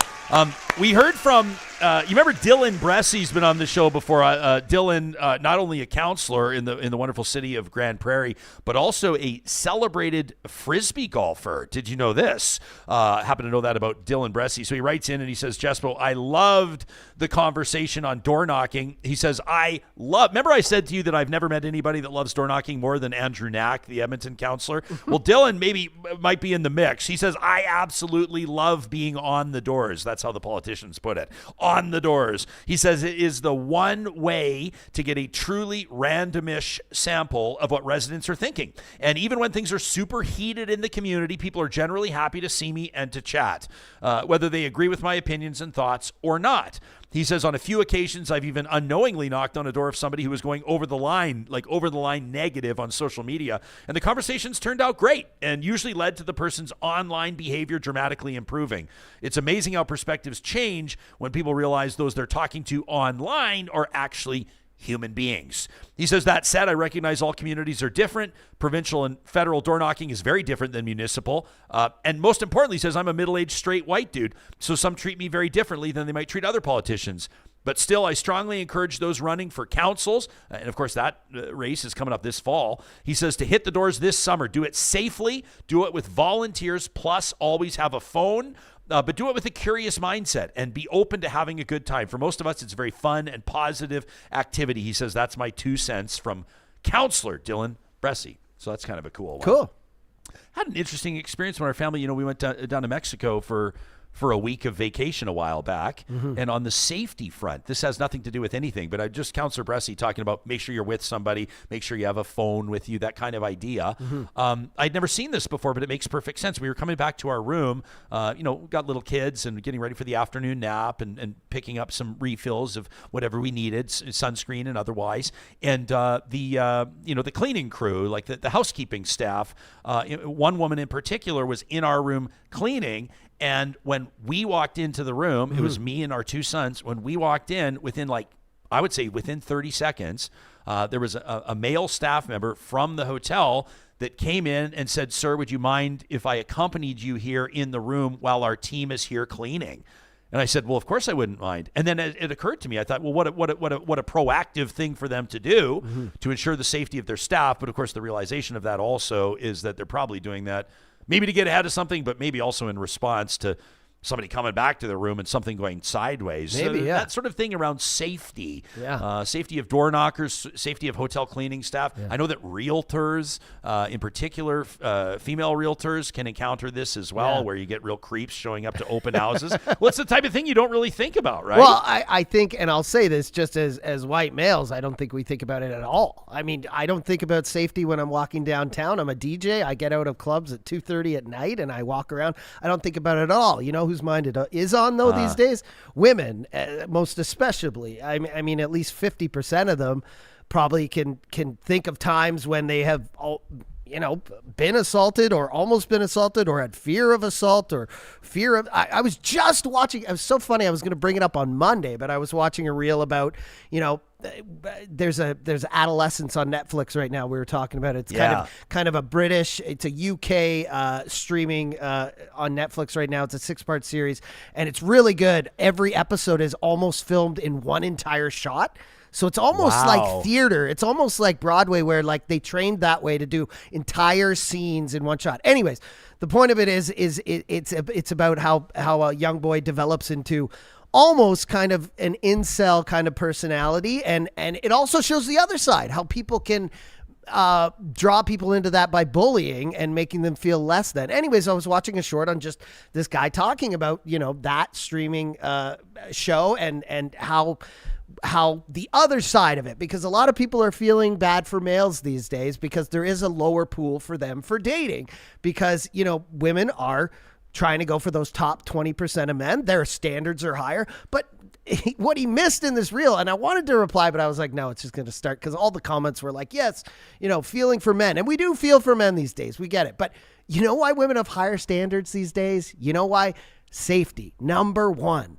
I mean, of all the times you go on a date with a guy and you immediately think, like, when you meet someone on Tinder or Bumble or wherever, and then you got to go meet them, even if it's in a public place, like safety is the number one issue for women. Like going out with a male and thinking they could be assaulted or even, you know, yelled at or all these things. So I just think that's one of the things. If you want to watch the show, it's really thought provoking on how you can be kind of turned into an incel, but also how people can bully people and yeah, it's just a great show. We talked to Dr. Michael Keeler on this show, maybe like within the last year or so. He's a professor of masculinities studies in education at the University of Calgary. Oh, yeah, that was good. Yeah, he was really good, right? And so I didn't tell you this because we don't communicate on everything, but we've been talking to Dr. Keeler about getting him back on the show within the next little bit. He's got a piece at theconversation.com about this show, Adolescence Pulling in Audiences, with its dramatic critique of teenage masculinity. It's a great and that's insight, something that we'll be talking to him. I mean, obviously with the federal election, everything's a little bit bonkers right now, but we'll get Dr. Keeler back on the show. Shout out to Scarlett, who's in our live chats. She says, I love door knocking as well. She says, most people are lovely, and it's a great reminder that not everything is so polarized. Do people still like invite them in? And I don't know. Coffee I don't know about coming in. I feel like that's probably not coming in, although you never know. I mean, I can think of, you know, Seven Pilot is crediting the JWs, the Jehovah's Witnesses, as I could never do it. I mean, like I told you, my upbringing, my dad was happy to welcome people into the show or into the house. See, that's how my brain works. Everything's a talk show. But bring them into the house and talk to them. Not everybody feels the same way. There's a lot of like people from Utah in Edmonton. I met one on the train, and I immediately knew because they had the tie and the white shirt. But a lot of Latter-day Saints, people who come to Edmonton and do missionary work all over the world. Yeah, it's funny, man. I've grew up with a lot of Mormon friends in our high school, and you'd get the ones that would be like their mission would be like in Hawaii, or like one went on a mission to the Philippines. That's like the good mission. And then you found that's the like, one you want. Where's your mission? Edmonton. Oh. CS, $10 in the super chat. Thank you. Says you've been subscribed since the beginning. Just joined the YouTube subscription as well as Patreon. CS. Hope to see you on the April 17th patron debate night watch party at a secret location. Thank you for your support. Says, I love you guys. I agree with Johnny. I don't love meeting folks at the door. It feels weird and intrusive. Yeah, and is that CS. just society in general now? Since the pandemic, we're less like, that's another thing, and it kind of relates to the show we were just talking about like people are kind of, they're introverts now. They stay at home.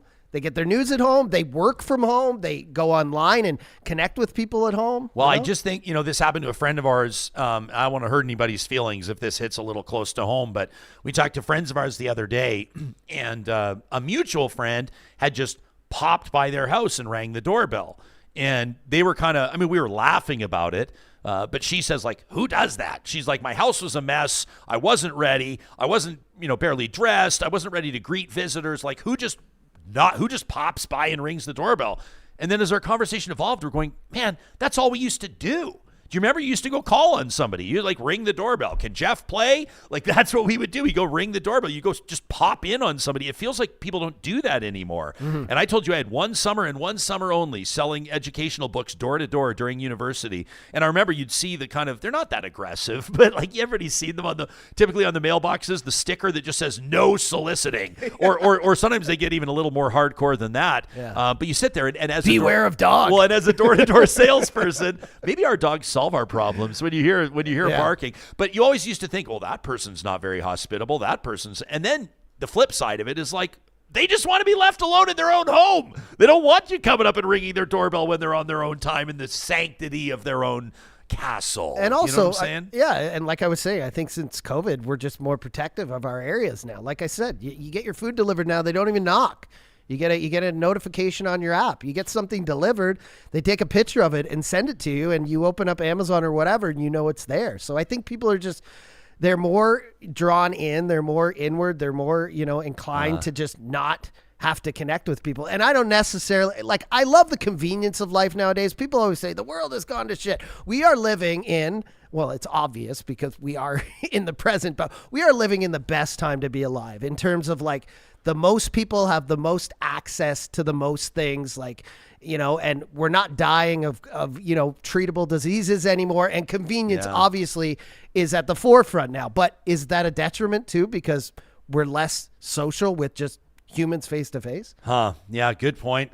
Blah Sheep says, knocking on doors. The only time I was actually let into a house was with an older lady, but that's because she didn't want to get up. Oh my God, she trapped you in the basement. I love this. Scarlett follows up and she says, I love the pop-in. She says, we used to have coffee cake ready just in case guests popped by. Vamp Fashions has done door knocking for 20 different initiatives, says it's always the most efficient and cost-effective communication tool. Tracy says, I know which friends of mine are the poppers. She says, the ones that'll pop by. And she says, I keep my house clean just because of them. I had my buddy drop off our son. Our sons are good little buddies, and so my pal drops by to drop our son off the other day, and I could tell he wanted to come in because we love having a quick dram, or we'll have a quick whiskey or a beer and catch up. But our house, I was like folding laundry on the floor. There were piles everywhere. The house was a disaster. The kitchen, I'd not yet gotten to. Okay, let's put it that way. And I filled the frame of the door with both of my shoulders from wall to wall to subtly indicate that today was not going to be a pop-in opportunity, and I hope I didn't offend him. I didn't follow up on it, but I think it was okay. I am very kind of surprised, but also happy to hear people, if they do still keep that coffee cake out. And they used to have like the Folgers or whatever, the crystals next to it, and you ready to go, instant coffee, and you'd sit down and have a chat. I remember that like at my grandmother's house in Ontario when I was like 7. People would pop in. I want to make sure I read this from Jules in our chat as well. She says, I'd wager the percentage of women who have experienced some form of sexual assault or sexual harassment is much higher than 50%. She says, I don't have one single female friend that has not experienced one or the other. I mean, goes on to say we overwhelmingly choose the bear. How's that? Yeah, I went into kind of an incel kind of assault, loop last night looking at reels and stuff. And one of them was a discussion a woman was having on assault at like a university. And she said, stand up if you know someone, a friend, a family member, or even just an acquaintance who's been assaulted, right? And literally it was like everybody stood up, and it was just like it's really disheartening to see that like nowadays, and that's why women are scared these days, and that's why they have higher standards. And I realize that that's also driving men to have less access to relationships, but can you blame women? You can't. We're talking about big stuff right now, and I'm sure that we'll get some comments. We welcome those comments, to say the very least. Speaking of incels and research coverage, deep dives, investigative journalism, if you missed our conversation in our most recent episode with Rachel Gilmore, you can find it on our YouTube channel, including the short here. Banger show. Yeah, fantastic show, I think, on the 3rd of April, including Rachel talking to us about being canceled, so to speak, by CTV, although she's certainly not canceled writ large, and talking to us about her work. Interesting points being made by Rachel, who says, essentially that she talks about the complex nature of objectivity in journalism. Have a listen, hear her out, and tell us what you think. Before we get to our flamethrower today, I'm really excited to talk to you about Edmonton Opera's 2025-26 season. They've just released it, and you can find all the details at edmontonopera.com. This one is all about legacy. In 2025-26, some legacies pass down, while others must be claimed, and the season of legacy kicks off with Bravi. This is opera's greatest greatest hits, a grand celebration of opera's most powerful and timeless music in partnership with the ESO, the Edmonton Symphony Orchestra, taking place at the Winspear Centre on October 9th and 11th. In February, audiences will witness the theatrical world premiere of Indians on Vacation, a poignant and comedic new opera based on Thomas King's novel of the same name. It'll run early February at the Northern Alberta Jubilee Auditorium, and the season wraps with the third chapter of Wagner's legendary ring cycle, Siegfried, an epic tale of heroism and fate, performed at the McLab Theatre at the Citadel.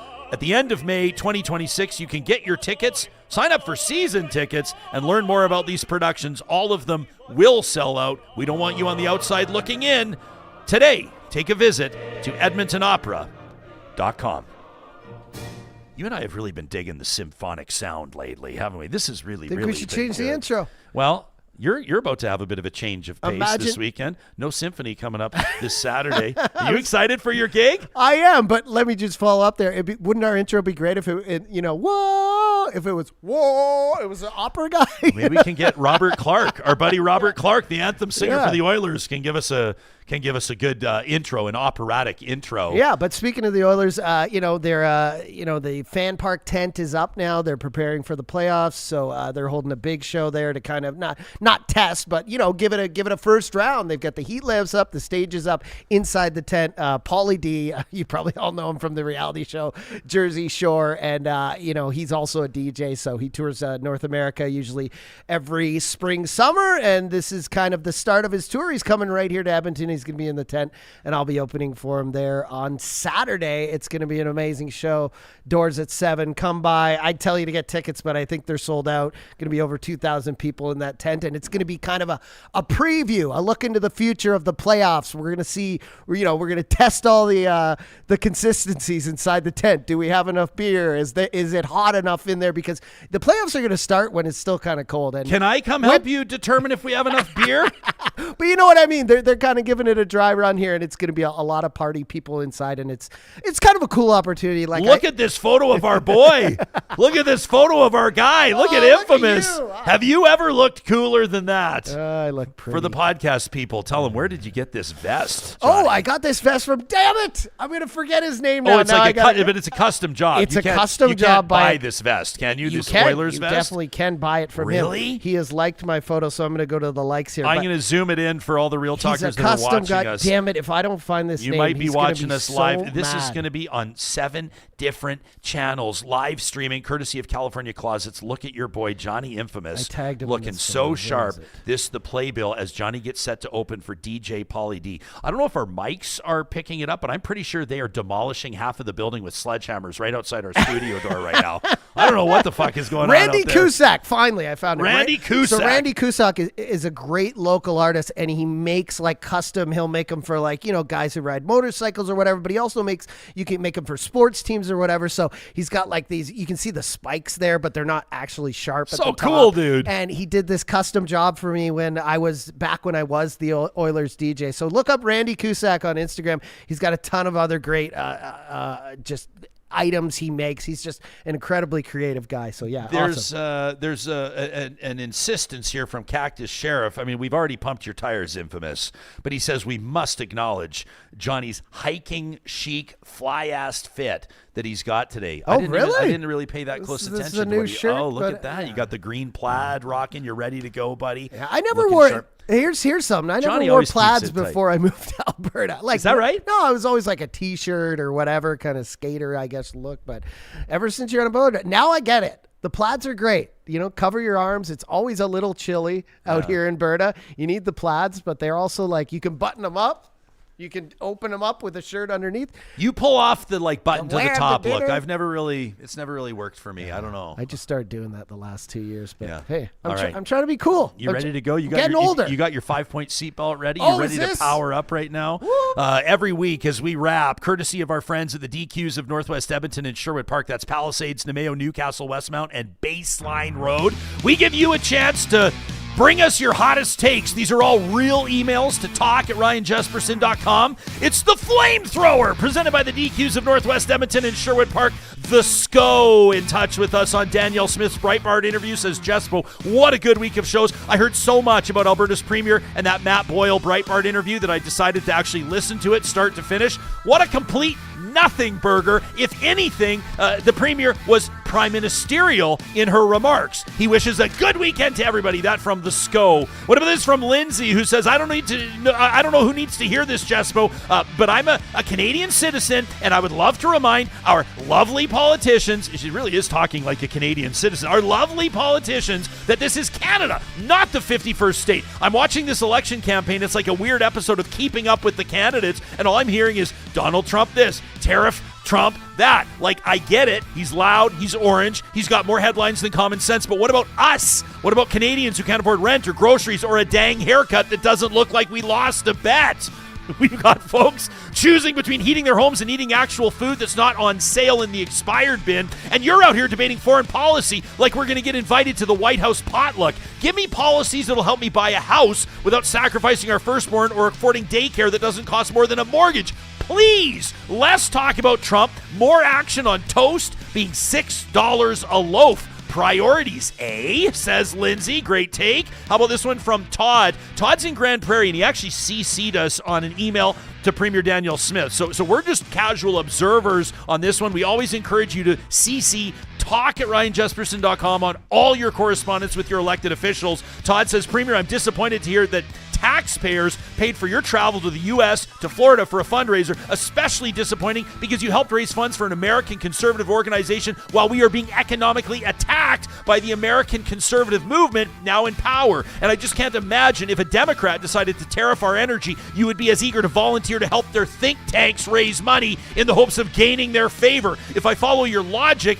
about how you deal with economic threats, then by the way you describe the federal Liberals, should I expect you to speak at a Mark Carney fundraiser in the next week or two to try to win his favor? Your actions are especially disappointing at this time because not only are you supporting the movement that's attacking our economy, you're also supporting foreign nonprofits with our tax dollars, while your government has made significant cuts to important nonprofits right here at home.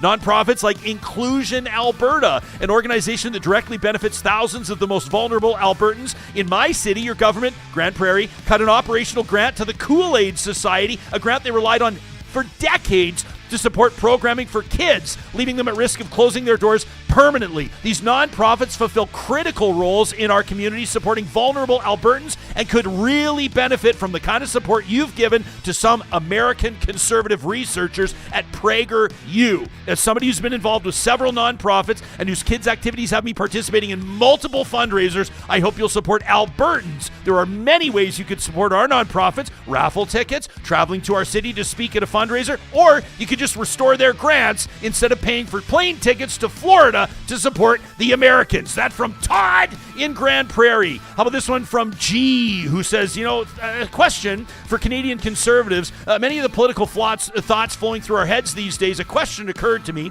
If the Liberals win again in Ottawa, will more conservatives want Canada to become the 51st state? This is what we asked Ken Boessenkool about like an hour ago, right? G says, I think every conservative voter should ask themselves and be asked that question, and I think the answer would be connected to this referendum question that Premier Danielle Smith recently alluded to on her ransom note to the then Prime Minister. Says, isn't this the question? If the Liberals win and agree to none of the Premier's demands, is the referendum question in Alberta to be about separating from Canada? Is that the nuance we're supposed to see here? And if that is so, says G, then my first question becomes very relevant this election. If the Liberals win, will more conservatives want Canada or Alberta to become the 51st state? G asks for conservatives to write into the show and let him know. And finally, this from Charlene, who says, Jesswell, I love your show. I love listening to different views. And this Albertan is so fed up. I was hoping you could help me get this information out there. Quick sidebar. You see how people have had their nonprofits mentioned? They have their events mentioned here because they turn it into a flamethrower submission and it gives us a chance to pump their tires. Back to Charlene's email. She says, I'm really frightened where our province is going and our country is potentially headed with the up-and-coming election. As an Albertan, our province should serve as a clear example of how corrupt government can get, how the corruption is becoming more blatant over time, but they're still repeatedly voted back in term after term. She says our premier's cozy relationship with President Trump should be a stark warning to anybody supporting Pierre Poilievre. Like she said, their policies are aligned. I'm tired of the premier throwing Albertans under the bus to pursue her own self-serving, short-term political interests. She's an oil and gas lobbyist in a powerful position in one of North America's largest oil-producing regions. She's blocked renewable energy projects for short-term gain, ignoring long-term economic benefits. And since I am an action-oriented person, says Charlene, I'm taking on a one-day provincial protest to stand up against it. She says people on Facebook can check out our group, the Stand Against Smith's Divide movement. It goes April 11th, next Friday, from 2 to 5 p.m., the Stand Against Smith's Divide rally at the Alberta Legislature. And she says, I'm putting out the invite to the Elbows Up movement as well. That from Real Talker Charlene. You can send us your flamethrower. Fire it up to talk@ryanjesperson.com anytime. It is proudly presented by our friends at the DQs in Palisades, Nemeo, Newcastle, Westmount, and Baseline Road. When you're there picking up a flamethrower signature stack burger, you make sure you let them know that Real Talk sent you. We've got another banging week of shows coming up. Make sure you subscribe to us on YouTube. Thanks for everybody that rates and reviews the podcast. And Patreon supporters, don't forget to check your email about that exclusive event. Debate night, April 17th. We'll talk to you Monday.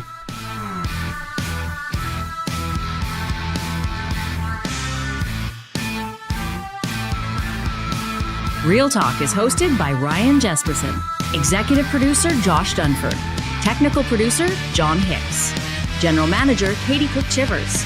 Account coordinator Lawrence Derlego. Human resources Lena Shepard. Website design Mike Johnston. Voiceover by me, Carrie Skelton. Real Talk's editorial board is Supriya Dwivedi, Ahmed Ali, Brandy Morin, Ann Castleman, Corey Hogan, Harman Pandola, Catherine O'Neill, and Chris Henderson. Member Emerita, Julie Rohr. Real Talk is recorded in Edmonton, Alberta on Treaty 6 territory, the traditional and ancestral territory of the Cree, Dene, Blackfoot, Saulteaux, and Nakota Sioux, home to the Métis settlements and the Métis Nation of Alberta. Real Talk is a relay project. For more, check out ryanjesperson.com.